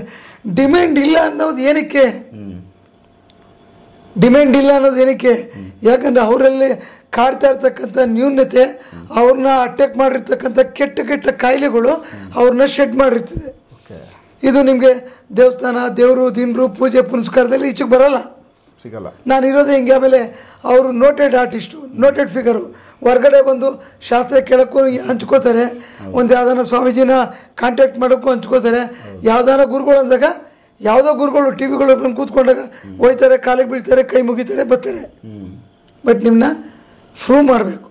24 ಗಂಟೆ 48 ಗಂಟೆ ನಿಮ್ಮಲ್ಲಿ ಏನು ನಿರೀತೆ ಎದುರುಗಡೆ ಬಂದು ಕೂತ್ಕೊಂಡು ಮಾತಾಡಿದಾಗ ನಿಮ್ಗೆ ಅರ್ಥ ಆಗುತ್ತೆ. ಕರೆಕ್ಟ್. ಇದು ಆತ್ಮಗಳಂತಲೇ ತಿಳ್ಕೊಬೇಡಿ, ಇದೊಂದು ಕಾಯಿಲೆ, ಮನುಷ್ಯನ ಕಾಡಿಸ್ತಾ ಇರ್ತಕ್ಕಂಥ ಕಾಯಿಲೆ. ಆ ಕಾಲದಲ್ಲಿ ಆತ್ಮ ನಾಗವಲ್ಲಿ ಅಂದರೆ ತುಂಬ ಅವಳು ಜಿದ್ದಿದ್ಕೊಂಡಿದ್ದಂಥವಳು, ಅವಳನ್ನ ಬಂಧನ ಮಾಡಿದ್ರು. ಹೌದು, ಬಂಧನ ಮಾಡಿದ್ರು. ಈ ಥರ ಎಲ್ಲ ಬಂಧನಗಳು ಈಗಲೂ ಮಾಡ್ಬೋದು, ಮಾಡ್ಬೋದು. ಯಾಕಂದ್ರೆ ಈಗ ನಾಗವಲ್ಲಿ ಆಗ್ಬೋದು, ಮತ್ತೆ ಅರುಂಧತಿ ಅಂತ ಒಂದು ಸಿನಿಮಾ ತೆಲುಗುವಲ್ಲಿ ಕಂಪ್ಲೀಟ್ ಈ ತರದ್ದೇ ಒಂದು ಕಾನ್ಸೆಪ್ಟ್ ಮೇಲೆ ಹೋಗಿದೆ, ನೆಗೆಟಿವ್ಗಳ ಮೇಲೆ. ಒಂದು ದೊಡ್ಡದು ರಾಜರದೊಂದು ಕೋಟೆ, ಅದರೊಳಗಡೆ ಯಾವುದೋ ಒಂದು ರೂಮಲ್ಲಿ ಅವ್ರನ್ನ ದಿಗ್ಬಂಧನ ಮಾಡಿ ಅವ್ರನ್ನ ಬಂಧಿಸಿರೋದು. ಈ ತರ ಒಂದು ಬಂಧಿಸಿರೋದು ನೆಕ್ಸ್ಟ್ ಎಷ್ಟೋ ಜನ್ಮಗಳಾದ್ಮೇಲೆ ಯಾರೋ ತೆಗೆದಾಗ ಅದು ವಾಪಸ್ ಮಾಡುತ್ತೆ. ಅದ್ಯಾವುದೋ ಒಂದು 62 ಜನ ಹೆಂಡ್ತಿರ್ನ ಮದುವೆ ಆಗಿರೋ ಮುಸ್ಲಿಮ್ಸ್ ಯಾವುದೋ ಒಂದು ಇದೆಯಲ್ಲ ಸಮಾಧಿಗಳು ಕಡೆ ರಾತ್ರಿ 12 ಗಂಟೆಗೆ ಅವರೆಲ್ಲ ಯಾಕೆ ಕೂಗಾಡ್ತವ್ರೆ? ಈಗ ಪ್ರೆಸೆಂಟ್ ಟಿವಿನೆಲ್ಲ ಬಂದಿದೆ. ಸೂಪರ್. ಓಕೆ. ಟಿವಿಯೆಲ್ಲ ಬಂದಿದೆ. ರಾತ್ರಿ ಹೊತ್ತು ಅಲ್ಲಿ ಟೆಂಟ್ ಹಾಕೊಂಡು ಮನ್ಕೊಂಡು ಸ್ಪೀಕರ್ ಇಟ್ಕೊಂಡು ಚೆಕ್ ಮಾಡಿದ್ದಾರೆ. ಲೇಡೀಸ್ಗಳು ಸೌಂಡು, ಕೂಗಾಡ್ತಿರೋದು, ಕಿರ್ಚಾಡ್ತಿರೋ ಸೌಂಡ್ಗಳಿಗೆ ಆತ್ಮಕ್ಕೆ ತೃಪ್ತಿ ಇಲ್ಲ, ತೃಪ್ತಿ ಇಲ್ಲದೆ ಸತ್ತೋಗಿರ್ತದೆ. ಈಗ ಇದು ನನ್ನ ಮನೆ, ನಾನು ಭಾಳ ಕಷ್ಟಪಟ್ಟು ಕಟ್ಟಿದ್ದೀನಿ, ನನಗಿನ್ನೂ ಈ ಮನೆ ಜೋರಾಗಿ ಮಾಡಬೇಕು ಅಂತ ಏನೋ ಆಸೆ ಇರ್ತದೆ. ನಾನು ಸತ್ತೋಗ್ಬಿಡ್ತೀನಿ, ಯಾವ್ರ ಬಂತು ದಿಕ್ಕಾಪಾಲಾಗ್ಬಿಡ್ತು. ನನಗೆ ಈ ಮನೆ ಬಿಟ್ಟೋಗೋದಕ್ಕೆ ಇಷ್ಟ ಇಲ್ಲ. ಅವಾಗ ಈ ಮನೆ ಒಳಗಡೆ ಯಾರು ಬರೋಕ್ಕೂ ನಾನು ಬಿಡಲ್ಲ. ಇಲ್ಲಿ ಈ ತರ ಸಮಸ್ಯೆಗಳಾಗೋದು, ಯಾರಲ್ಲಿ ಆಸೆ ಇಟ್ಕೊಂಡು ನಿಂತು ಕೂತಿರ್ತಾರೆ ಅವರು ಅಲ್ಲಿ ಮತ್ತೆ ಅತೃಪ್ತ ಆತ್ಮ ಸರ್, ಅತೃಪ್ತ ಆತ್ಮನೇ ಈಕ್ವಲ್ ಟು ನಾಗವಲ್ಲಿ. ಸೊ ಅವುಗಳು ಬಂದು ಏನ್ ಬೇಕೋ ಎಫೆಕ್ಟ್ ಮಾಡ್ತಾರೆ, ಏನ್ ಬೇಕಾದ್ರೂ ಮಾಡ್ಬೋದು. ನಿಮ್ದು ಸರ್ ನಿಮ್ 100 ಕೋಟಿ ಆಸ್ತಿ ಬಿಟ್ಬಿಟ್ಟು ನೀವು ಹೆಚ್ಚು ಕಮ್ಮಿ ಆಗೋಯ್ತೆ, ಹೆಚ್ಚು ಕಮ್ಮಿ ನಿಮ್ ದುಡ್ಡು ಇವತ್ತು ಹೇಳ್ತಾರೆ ನಿಧಿ ನಿಧಿ ನಿಧಿ ನಿಧಿ ಇರೋ ಜಾಗದಲ್ಲಿ ರಕ್ತ ಕಕ್ಕೊಂಡ್ ಸತ್ರು, ಇನ್ನೊಂದಾಗ ಸತ್ರು, ತೆಗಿಯಕ್ಕೆ ಹೋಗಿ ಸತ್ರು ಅಂತ ಯಾರು ಸಾಯಿಸೋದು ಯಾರು? ಕಣ್ಗಂತೂ ಕಾಣಲ್ಲ ಸರ್. ನಾನು ಮಡಗಿರ್ತೀನಿ ನಿಧಿ, ನನ್ನ ದುಡ್ಡನ್ನ ನೀವು ಎತ್ಕೊಂಡು ಹೊರಟೋಗ್ಬಿಟ್ರೆ ಬಿಟ್ಬಿಡ್ತೀನ? ನನ್ನ ಆತ್ಮ ಇಲ್ಲಿ ಕಾಯ್ತಾ ಇರ್ತದೆ. ಬಟ್ ಕಣ್ಣಿಗೆ ಕಾಣಲ್ಲ, ಅಲ್ಲಿ ಕೆಲಸ ಅಲ್ಲೇ ಇರ್ತಿದೆ. ಅದನ್ನ ಬಂಧಿಸಿ ಅದನ್ನ ಕಟ್ ಮಾಡಿ ಅದನ್ನ ತೆಗೆದು ಅದನ್ನ ತಗೊಂಡ್ರು ಕೂಡ ಅದ್ರ ಆತ್ಮ ಎಲ್ಲೋ ಒಂದ್ ಕಡೆ ತೊಂದರೆ ಮಾಡೋದಂತೂ ನಿಜ. ಸೇಡಿಟ್ಟಿರುತ್ತೆ, ತೊಂದರೆ ಕೊಟ್ಟು ಎತ್ಕೊಂಡು ಹೋದ್ರು ಅಂದ್ರೆ ನಮ್ಮನ್ನ ಕಟ್ಟಾಕಿ ಮನೆಗಳಲ್ಲಿ ನಿಧಿ ಸಿಕ್ತು ಅಂದವ್ರ ಮನೆಗಳಲ್ಲಿ ಸ್ಟ್ರೋಕ್ ಕೊಡದು ಮೆಂಟಲ್ಗಳಾಗಿರೋರು ಇದ್ದಾರೆ, ಆಕ್ಸಿಡೆಂಟ್ ಆಗಿರೋರು ಇದ್ದಾರೆ. ಇವ್ರು ದುಡ್ಡು ಸಿಕ್ತಂತೆ ಆವಾಗಿಂದ ಇವ್ರು ಈ ಥರ ಆಗ್ಬಿಟ್ರು ಅಂತ ಅಂದಿದ್ರು ಇದ್ದಾರೆ. ಈ ಥರ ಭಾಳ ತೊಂದರೆಗಳು ನಾವು ಕೇಳ್ತಾನೆ ಇರ್ತೀವಿ. ಅರ್ಥ ಆಯ್ತಾ? ನಾಗವಲ್ಲಿ ಅನ್ನೋದು ಹೆಸರಿಗೋಸ್ಕರ ಇಟ್ಕೊಂಬಂದ್ರು. ಆದರೆ ಅಂತ ನಾಗವಲ್ಲಿ 100 ನಾಗವಲ್ಲಿಗಳು ಈಗ ನಮ್ಮ ಇದರಲ್ಲೇ ಜನಗಳ ಮಧ್ಯನೇ ಓಡಾಡ್ತಾ ಇದ್ದೇವೆ, ಸಮಾಜದಲ್ಲಿ ಇದಾವೆ. ಹೌದು, ಯಾರಿಗಿದೆ ಯಾರಿಗಿಲ್ಲ ಅಂತ ಗೊತ್ತಿಲ್ಲ. ಅದು ನಮ್ಮ ಕಣ್ಣೆದುರುಗಡೆ ಕಾಣಿಸ್ತಕ್ಕಂಥದ್ದು ನಮಗೆ ಎಲ್ಲರೂ ಕಾಣಿಸಲ್ಲ. ಸಿನಿಮಾ ಆರ್ಟಿಸ್ಟ್ಗಳು ಕಾಣಿಸ್ತಾ ಇರ್ತಾರೆ ಕಣ್ಣೆದುರುಗಡೆ, ಒಬ್ಬ ಹೀರೋ ಒಂದು ಹೀರೋಯಿನ್ನು ಕಾಣಿಸ್ತಾ ಇರ್ತಾರೆ. ಅವರೆಲ್ಲ ತುಂಬ ಚೆನ್ನಾಗಿರ್ತಾರೆ. ಆದರೆ ಇವತ್ತು ಅವ್ರನ್ನ ಕರೆಯೋರು ಯಾರು ಇಲ್ಲ, ಕರೆಯೋರು ಯಾರು ಇಲ್ಲ. ಇವತ್ತು ತುಂಬ ಚೆನ್ನಾಗಿರ್ತಕ್ಕಂಥ ಹೀರೋಗಳು ಹೀರೋಯಿನ್ಗಳಿಗೆ ಯಾರು ಕರಿತಲ್ಲ, ಹೊಸಬರನ್ನ ಕರೆದು ಕ್ಯಾರೆಕ್ಟರ್ ಕೊಡ್ತಾರೆ. ಅವ್ರೇನಾಗಿದ್ದಾರೆ? ಅವ್ರು ಯಾಕೆ ಈಚೆಗೆ ಬರ್ತಾ ಇಲ್ಲ? ಅವ್ರೇನು ಆರ್ಟಿಸ್ಟ್ ಅಲ್ವಾ? ಯಾಕೆಂದರೆ ಅವ್ರು ಧೈರ್ಯ ಮಾಡಿ ಯಾರ ಹತ್ರ ಅದು ಇಂಥವ್ರದ್ದು ಏನಕ್ಕೆ ಹಿಂಗಾಗ್ತಾ ಇದೆ ಅಂತ ಕೇಳಿ ಅವ್ರು ಹೋಗೋದೇ ಫಸ್ಟು ಅಸ್ಟ್ರಾಲಜರ್ ಹತ್ರ ಹೋಗ್ತಾರೆ. ನಿಮ್ಗೆ ಗ್ರಾಹಕತೆ ಸರಿ ಇಲ್ಲ, ನಿಮ್ಮ ಟೈಮ್ ಈಗ 7:30 ಇನ್ನೊಂದಿದೆ ಅಂತ ಹೇಳ್ತಾರೆ. ಸೊ ಇದನ್ನು ಟೈಮ್ ಕಾಯ್ಕೊಂಡು ಹೋಗ್ತಾರೆ. ಅಲ್ಲಿ ಅಷ್ಟೊತ್ತಿಗೆ ಅವ್ರಿಗೆ ವಯಸ್ಸೇ ಆಗೋಗುತ್ತೆ, ಡಿಮ್ಯಾಂಡು ಕಮ್ಮಿ ಆಗುತ್ತೆ, ವಯಸ್ಸೇ ಆಗೋಗುತ್ತೆ. ದೊಡ್ಡ ಆರ್ಟಿಸ್ಟ್ಗಳು ಇವತ್ತು ಕಾಯಿಲೆಯಲ್ಲಿ ಕೋಟ್ಯಾಂತರ ರೂಪಾಯಿ ಮುಡ್ಕೊಂಡು ಮುಂದೆ ನೋಡ್ಕೊಂಡು ಕೂತವ್ರೆ. ದೊಡ್ಡ ಇಡೀ ಅವ್ರ ಫ್ಯಾಮಿಲಿ ಒಳಗಡೆ ಹೇಳಬಾರ್ದಂಥ ಸ್ಥಿತಿಗಳು ಆಗೋಗಿದ್ದಾವೆ. ನಮಗೆ ನೋಡಿದ್ರೆ ಕಣ್ಣಲ್ಲಿ ನೋಡ್ತಾ ಇರ್ತೀವಿ, ಟಿ ವಿಗಳಲ್ಲಿ ಕೇಳ್ತಾ ಇರ್ತೀವಿ, ಬೇಜಾರಾಗ್ತವೆ. ಆಮೇಲೆ ಅವರೆಲ್ಲ ಇಂಥ ವಿದ್ಯೆಗಳನ್ನ ನಂಬಲ್ಲ. ಆ ನಂಬದಾಗ ಏನಾಗುತ್ತೆ? ನಾವು ಹೋಗಿ ಹೇಳೋಕ್ಕಾಗಲ್ಲ. ದೊಡ್ಡ ಸ್ವಾಮೀಜಿಗಳಿಗೆ ಮರೆ ಹೋಗ್ತಾರೆ. ಅವಾಗೇನು ಅವ್ರು ಏನು ಹೇಳ್ತಾರೆ ಅದನ್ನು ಕೇಳ್ತಾರೆ. ದೊಡ್ಡ ಸ್ವಾಮೀಜಿಗಳು ಇಲ್ಲ ಅಂತ ನಾನು ಹೇಳಲ್ಲ, ಬಟ್ ಅವ್ರವ್ರ ಶಕ್ತಿಗೆ ಮೀರಿ ಅವ್ರವ್ರು ಇರ್ತಾರೆ. ಆದರೆ ಕರೆಕ್ಟಾಗಿ ಅವ್ರಿಗೆ ರಸ್ತೆ ತೋರಿಸ್ತಕ್ಕಂಥವ್ರು ಈ ರೂಟಲ್ಲಿ ಹೆಚ್ಚು ಕಮ್ಮಿ ಒಂದು 70% ಜನ ಇವತ್ತು ಈ ಗಳಿಗೆಗೂ ಅನುಭವಿಸ್ತಾ ಇದ್ದಾರೆ ಸರ್. 40% ಅವರೆಲ್ಲೋ ಒಂದು ಕಡೆ ನಾವು ಸಂಪಾದನೆ ಮಾಡಿ ನಮ್ಮ ಹೆಂಡತಿ ಮಕ್ಕಳು ತಿನ್ಕೊಂಡು ಚೆನ್ನಾಗಿದ್ದಾರೆ ಅಂತಕ್ಕಂಥದ್ದು ಅಷ್ಟೇ. 70% ಜನ ಇವತ್ತು ಕಷ್ಟ ಅನುಭವಿಸ್ತಾ ಇದ್ದಾರೆ. ದೊಡ್ಡ ರಾಜಕೀಯದವ್ರದಿಂದ ಹಿಡಿದು ಆರ್ಟಿಸ್ಟಿಂದ ಹಿಡಿದು ದೊಡ್ಡ ಬಿಸ್ನೆಸ್ ಮ್ಯಾನ್ಗಳಿಂದ ಹಿಡಿದು ಪ್ರತಿಯೊಬ್ಬರು ಅನುಭವಿಸ್ತಾ ಇದ್ದಾರೆ. ಆದರೆ ಅವ್ರಿಗೆ ನಾವು ಸಿಗಲ್ಲ. ಅರ್ಥ ಆಯ್ತಾ? ಇದನ್ನ ಅವ್ರು ಕೂತ್ಕೊಂಡು ಕೇಳ್ತಕ್ಕಂಥ ಪೇಷನ್ಸ್ ಇರಲ್ಲ. ಇತ್ತೀಚೆಗೆ ಇನ್ಮೇಲೆ ಯಾರಾದರೂ ನಿಮ್ಮನ್ನ ನಮ್ಮ ಸ್ವದೇಶ್ ಮೀಡಿಯಾ ಮುಖಾಂತರ ನೋಡಿದವರು ಯಾರಿಗಾದ್ರೂ ಇಂಟ್ರೆಸ್ಟ್ ಇದ್ದು ಸರಿ ನನಗೂ ತೊಂದರೆ ಇದೆ ಒಂದ್ಸರಿ ಚೆಕ್ ಮಾಡೋಣ ಅನ್ನೋರನ್ನ 100% ನನ್ನ ಎದುರುಗಡೆ ಕುಂಡ್ರಿಸಿ ಅವ್ರ ನ್ಯೂನತೆ ಏನು, ಅವ್ರು ಏನು ತೊಂದರೆ ಅನುಭವಿಸ್ತಾ ಇದ್ದಾರೆ. ಆದರೆ ನೀವು ಕಳ್ಕೊಂಡಿರೋದು ಕೋಟಿ ನಾವು ಕೊಡೋಕ್ಕಾಗಲ್ಲ, ನಿಮ್ಮ ಕೋಟ್ಯಾಂತರ ರೂಪಾಯಿ ಮನೆಗಳನ್ನ ಉಳಿಸ್ಕೊಡೋಕ್ಕಾಗಲ್ಲ. ಆದರೆ ನಿಮ್ಗೆ ಅಟ್ಲೀಸ್ಟು ಈ ನಮ್ಮ ಹತ್ರ ಬಂದಾಗ ನಿಮ್ಮಲ್ಲಿ ನಿಜವಾಗ್ಲೂ ಇದೇನದು ಕಾಯಿಲೆ, ಆ ಕಾಯಿಲೆ ಹೊರಗಡೆ ಬಂದಾಗ ನೀವೆಲ್ಲ ಇನ್ನೊಂದು ಮೆಟ್ಲು ಹತ್ಬೋದು, ಅಷ್ಟು ಆಶ್ವಾಸನೆ ಅಂತೂ ಕೊಡ್ಬೋದು. ಸೊ ವೀಕ್ಷಕರೇ, ಇದೊಂದು ವಿಚಾರ, ಯಾಕಂದರೆ ಇದು ತುಂಬ ಇಂಪಾರ್ಟೆಂಟ್ ಇತ್ತು. ಯಾಕಂದರೆ ನಾಗವಲ್ಲಿನ ನಾನು ಉದಾಹರಣೆಯಾಗಿ ತೊಗೊಂಡಿದ್ದು ಅಷ್ಟು ಹಳೇದು, ಯಾವುದೋ ರಾಜರ ಕಾಲದಲ್ಲಿ ಆಗಿರೋ ಕೆಲವೊಂದು ದುರ್ಘಟನೆಗಳಲ್ಲಿ ಹೋಗಿರೋ ಆತ್ಮಗಳು ಇನ್ನೂ ಅವುಗಳಲ್ಲಿ ಇನ್ನೂ ಆ ಸೇಡಿದ್ದಾಗ ಅವು ನೆಕ್ಸ್ಟ್ ಎಷ್ಟೇ ಜನ್ಮಗಳು ಬಂದಾದರೂ ಕೂಡ ಅದು ಸಮಸ್ಯೆಗಳು ಕೊಡ್ತಾ ಬರ್ತವೆ. ಆಮೇಲೆ ನಿಧಿಗಳು ಇದಕ್ಕೆ ಸಂಬಂಧಪಟ್ಟಂತೆ ಸಾಕಷ್ಟು ನ್ಯೂಸ್ಗಳಲ್ಲಿ ನಾವು ನೋಡಿ, ಈಗಲೂ ನಿಮ್ಮ ಟಿ ವಿಗಳಲ್ಲಿ ಯಾವುದ್ರಲ್ಲಿ ನೋಡಿದ್ದೀನಿ ಮನೆಯೆಲ್ಲ ನೋಡಿ, ದೇವಸ್ಥಾನಕ್ಕೆ ಈಗಲೂ ಹೋದ್ರು ಸಾಯಂಕಾಲ 5 ಗಂಟೆ ಮೇಲೆ ಈಚೆ ಕಡೆ ಬಂದ್ಬಿಡ್ಬೇಕು, ಅಲ್ಲಿದ್ದರೆ ಸತ್ತೋಗ್ತಾರೆ ಅಂತ, ಉಳಿದವ್ರು ಯಾರು ಇಲ್ಲ ಅಂತ ಹೇಳ್ತಾರೆ. ಯಾಕೆ ಸರ್? ಅಲ್ಲಿ ದೇವ್ರಿರೋ ಜಾಗ ಇನ್ನೂ ಒಳ್ಳೇದಿರ್ಬೇಕಿತ್ತಲ್ವಾ? ದೇವ್ರಿರೋ ಜಾಗ ಎಲ್ಲ ಮನ್ಕೋತಾರೆ, ಗೋಣಿಚೀಲ ಹಾಸ್ಕೊಂಡು 5 ಗಂಟೆಗೆಲ್ಲ ಓಡ್ ಬಂದ್ಬಿಡ್ಬೇಕು, ಅಲ್ಲಿ ಹೆಚ್ಚು ಕಮ್ಮಿ ಆಗುತ್ತೆ ಅಂತ ಈಗಲೂ ಯೂಟ್ಯೂಬ್ಗಳೆಲ್ಲ ಬರ್ತಾ ಇದೆ, ನಾನು ನೋಡ್ತಾ ಇದ್ದೀನಿ. ಯಾಕೆ? ಅಲ್ಲಿ ಆ ಪ್ರೇತಾತ್ಮಗಳೇ ದೇವಸ್ಥಾನನ ಕಟ್ಟಿದೆ ಅಂತ ತೋರಿಸಿದ್ರು. 5 ಗಂಟೆ ಮೇಲೆ ಇದ್ರೆ ಏನಾಗುತ್ತೆ? ಸೊ ಇವೆಲ್ಲ ನೀವು ಲೆಕ್ಕಾಚಾರ ಮಾಡಿ. ಯಾಕಂದರೆ ನಾವಷ್ಟು ದೊಡ್ಡವರಲ್ಲ, ನಾವಷ್ಟು ದೊಡ್ಡವ್ರು ಇಲ್ಲ. ಯೂಟ್ಯೂಬ್ಗಳಲ್ಲಿ ಇದರಲ್ಲಿ ನಾವು ನೋಡ್ತಾ ಇದ್ದೀವಿ, ಕೆಲವು ಜಾಗ ಇಲ್ಲಿ ಯಾರು 5 ಗಂಟೆ ಮೇಲೆ ಹೋಗಲ್ಲ, ಇಲ್ಲಿ ಯಾರು ಉಳ್ಕೊಳ್ಳಲ್ಲ, ಇಲ್ಲ ವಾಪಸ್ ಬಂದ್ಬಿಡ್ತಾರೆ. ಇವೆಲ್ಲ ಯಾಕೆ ಹೇಳಬೇಕು? ಅಲ್ಲಿ ಏನು ಕಾಣಿಸ್ತಾ ಇದೆ ಅಂಥದ್ದು. ಸೊ ಇದು ಯಾಕಂದ್ರೆ ಈಗ ಒಂದು ಮನೆ, ನಾನು ಒಂದು ಉದಾಹರಣೆ ಹೇಳ್ಬಿಡ್ತೀನಿ. ಒಂದು ಮನೆ ಇಲ್ಲಿ ನೋಡಿ 4 ಹೆಣ ಬೀಳ್ತು, 4 ಜನ ಸತ್ತೋದ್ರು, ಆವಾಗಿಂದ ಈ ಮನೆ ಬೀಗ ಹಾಕೈತೆ, ಈ ಮನೇಲಿ ತೆಗಿತಾ ಇಲ್ಲ, ತುಂಬ ಲಕ್ಷಾಂತರ ರೂಪಾಯಿ ಲಾಸ್ ಮಾಡ್ಕೊಂಬಿಟ್ರು ಅಂತಂದರೆ ನನಗಂತ ಮನೆ ತೋರಿಸಿ 24 ಗಂಟೆಲಿ ರೆಡಿ ಮಾಡ್ತೀನಿ, ಅದೇ ಮನೇಲಿ ನಾನು ಹಾಸಿಗೆ ಹಾಕ್ಕೊಂಡು ಮನ್ಕೋತೀನಿ. ಸೊ ಇದೊಂದು ಅವರು ಚಾಲೆಂಜ್ ಆಗಿ ಎತ್ಕೊತಾ ಇದ್ದಾರೆ. ಯಾಕಂದರೆ ನೆಗೆಟಿವ್ ಎಂಥದೇ ಇರಲಿ ನಾನು ಅದನ್ನು ರೆಡಿ ಮಾಡ್ತೀನಿ ಸರ್. ಅದು ಎಂಥದನ ಇರಲಿ ಸರ್, ಹೇಳ್ತಾರಲ್ಲ ಸ್ವಾಮೀಜಿಗಳು, ಇದು ತುಂಬ ನೆಗೆಟಿವ್ ಅಟ್ಯಾಕ್ ಆಗಿದೆ ಮನೆ ಒಳಗಡೆ, ತುಂಬ ಕಷ್ಟ, ಯಾರು ಬದುಕಲಿಲ್ಲ, ಸತ್ತೋದ್ರು, ಹಂಗಾದ್ರು ಹಿಂಗಾದ್ರು ಅಂತ ಹೇಳ್ತಾರಲ್ವಾ. ನಾನು ಚಾಪಿ ಹಾಸ್ಕೊಂಡು ಮನ್ಕೋತೀನಿ. ವಿಡಿಯೋಗಳು ಚಾನಲ್ಗಳಲ್ಲೇ ಕೆಲವೊಂದಷ್ಟು ದೊಡ್ಡ ದೊಡ್ಡ ಬಿಲ್ಡಿಂಗ್ಗಳನ್ನ ಎಷ್ಟು ಕೋಟ್ಯಾಂತರ ರೂಪಾಯಿ ಬಂಡವಾಳ ಹಾಕಿ ಕಟ್ಟಿರೋ ಬಿಲ್ಡಿಂಗ್ಸು, ಹೌದು, ಅಲ್ಲಿ ಯಾರು ವಾಸ ಮಾಡೋಕ್ಕಾಗಲ್ಲ, ಲೈಟ್ಸ್ಗಳೆಲ್ಲ ಆಟೋಮೆಟಿಕ್ ಅಂಟ್ಕೊಳ್ತವೆ, ಅಮಾವಾಸ್ಯೆ ಹುಣ್ಣಿಮೆಗಳಲ್ಲಿ ಅಲ್ಲಿ ಏನೋ ಸೌಂಡ್ ಬರುತ್ತೆ, ಇವೆಲ್ಲ ನಮ್ಮ ವಿಡಿಯೋಗಳಲ್ಲಿ ನಾನೀಗ ಹೆಸರು ಹೇಳಕ್ಕೆ ಇಷ್ಟಪಡಲ್ಲ, ಬಿಲ್ಡಿಂಗ್ ಯಾವುದು ಅಂತ ಹೇಳಲ್ಲ, ಒಂದು ವಿಚಾರ ಹೇಳ್ತೀನಿ. ಬೆಂಗಳೂರಿನಲ್ಲಿ 20 ವರ್ಷ ಬೀಗ ಹಾಕಿದ್ದಂಥ ಒಂದು ಕಾಂಪ್ಲೆಕ್ಸ್, ದೊಡ್ಡ ದೊಡ್ಡ ಸ್ವಾಮೀಜಿಗಳು ಹೋಗಿದ್ದಾರೆ, ಪೂಜೆ ಮಾಡಿದ್ದಾರೆ, ಬಂದಿದ್ದಾರೆ. ಅಲ್ಲೊಂದಿಬ್ರು 3 ಸತ್ತೋಗ್ಬಿಟ್ರು. ಇಡೀ ಪಾಳು ಮನೆ ಬಿದ್ದಂಗೆ ಬಿದ್ದಿತ್ತು. ಆದರೆ ನನ್ನ ಹತ್ರ ಆ ಕೇಸ್ ಬಂದಾಗ ನಾನು ಧೈರ್ಯ ಮಾಡಿದೆ. ನಮ್ಗೆ ಹೆಚ್ಚು ಕಮ್ಮಿ ಆದರೂ ಪರವಾಗಿಲ್ಲ, ಈ ಬಿಲ್ಡಿಂಗ್ನ ನಾನು ಚಾಲೆಂಜ್ ಆಗಿ ತಗೊಂಡು ರೆಡಿ ಮಾಡಬೇಕಂತ ಮನಸ್ಸು ಮಾಡಿದೆ ಸರ್. 9 ದಿನ ನಾನು ಕಷ್ಟಪಟ್ಟೆ ಆ ಬಿಲ್ಡಿಂಗೋಸ್ಕರ. ಕಷ್ಟಪಟ್ಟು 32 ಆತ್ಮಗಳನ್ನ ನಾನು ಹಿಡಿದೆ. ನಾನು ಯಾವ ಬಿಲ್ಡಿಂಗು ಏನು ಅಂತ ನಾನು ರಿವೀಲ್ ಮಾಡೋದು ಇಲ್ಲ, ನಾನು ಹೇಳೋದು ಇಲ್ಲ. ನಾನು ಇವತ್ತು 15,000 ಕೇಸ್ ಅಟೆಂಡ್ ಮಾಡಿದ್ದೀನಿ. ನೀವು ಕೇಳಿದ್ರಿ, ನಿಮಗೂ ನಾನು ವೀಡಿಯೋಗಳು ಕೊಡಲ್ಲ, ನಿಮಗೆ ತೋರಿಸಿದ್ದೀನಿ ಅಷ್ಟೇ.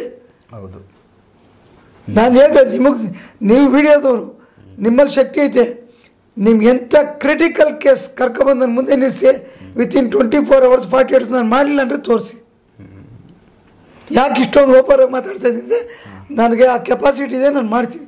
ನನ್ನ ಕೆಪಾಸಿಟಿಯಿಂದ ನೀವು ಹುಡ್ಕಕ್ಕೆ ಹೋಗ್ಬೇಡಿ. ನಿಮ್ಗೇನು ತೊಂದರೆ ಆಗಿದೆ ನನ್ನ ಎದುರುಗಡೆ ಬಂದು ಕೂತ್ಕೊಂಡು ಡಿಸ್ಕಸ್ ಮಾಡಿ. ನನ್ನ ಕೈಯಲ್ಲಾಗಿದ್ದು ಉಪಕಾರ ಅಂತೂ ನಾನು ಮಾಡ್ತೀನಿ. ನಾನು ಎಲ್ಲರಿಗೂ ದೊಡ್ಡವನು ಅಂತ ನಾನು ಹೇಳ್ತಾ ಇಲ್ಲ. ನಾನು ಮಾಡಿರೋ ಕೇಸ್ಗಳ ಮೇಲೆ ನನಗೆ ಒಪ್ಪಿದೆ, ನಾನು ಮಾಡ್ತೀನಿ.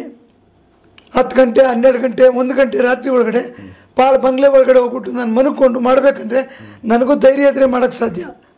ಸುಮ್ಮನೆ ಮಾಡೋಕ್ಕಾಗಲ್ಲ, ಸಾಧ್ಯನೇ ಇಲ್ಲ ಸರ್. ಸುಮ್ಮನೆ ಯಾರು ಹೋಗಲ್ಲ, ಮಾಡೋಕ್ಕಾಗಲ್ಲ, ಪ್ರಾಣ ಜೊತೆ ಆಟ ಆಡೋಕ್ಕಾಗಲ್ಲ ಯಾರು. ನನ್ನ ಹಿಂದೆ ಬರೋನು ಭಯ ಬಿದ್ದ, ಗುರುಗಳೇ ನಾನು ಹೆಂಗೆ ಬರಲಿ ಅಂತ ಅಂದ್ಬಿಟ್ಟು ಅವನಿಗೆ ಧೈರ್ಯ ಕೊಟ್ಟು ಅವ್ನು ಕರ್ಕೊಂಡೋಗಿ ನಾನು ಮಾಡಿದೆ. ದೇವ್ರು ಒಳ್ಳೇದು ಮಾಡ್ದೆ.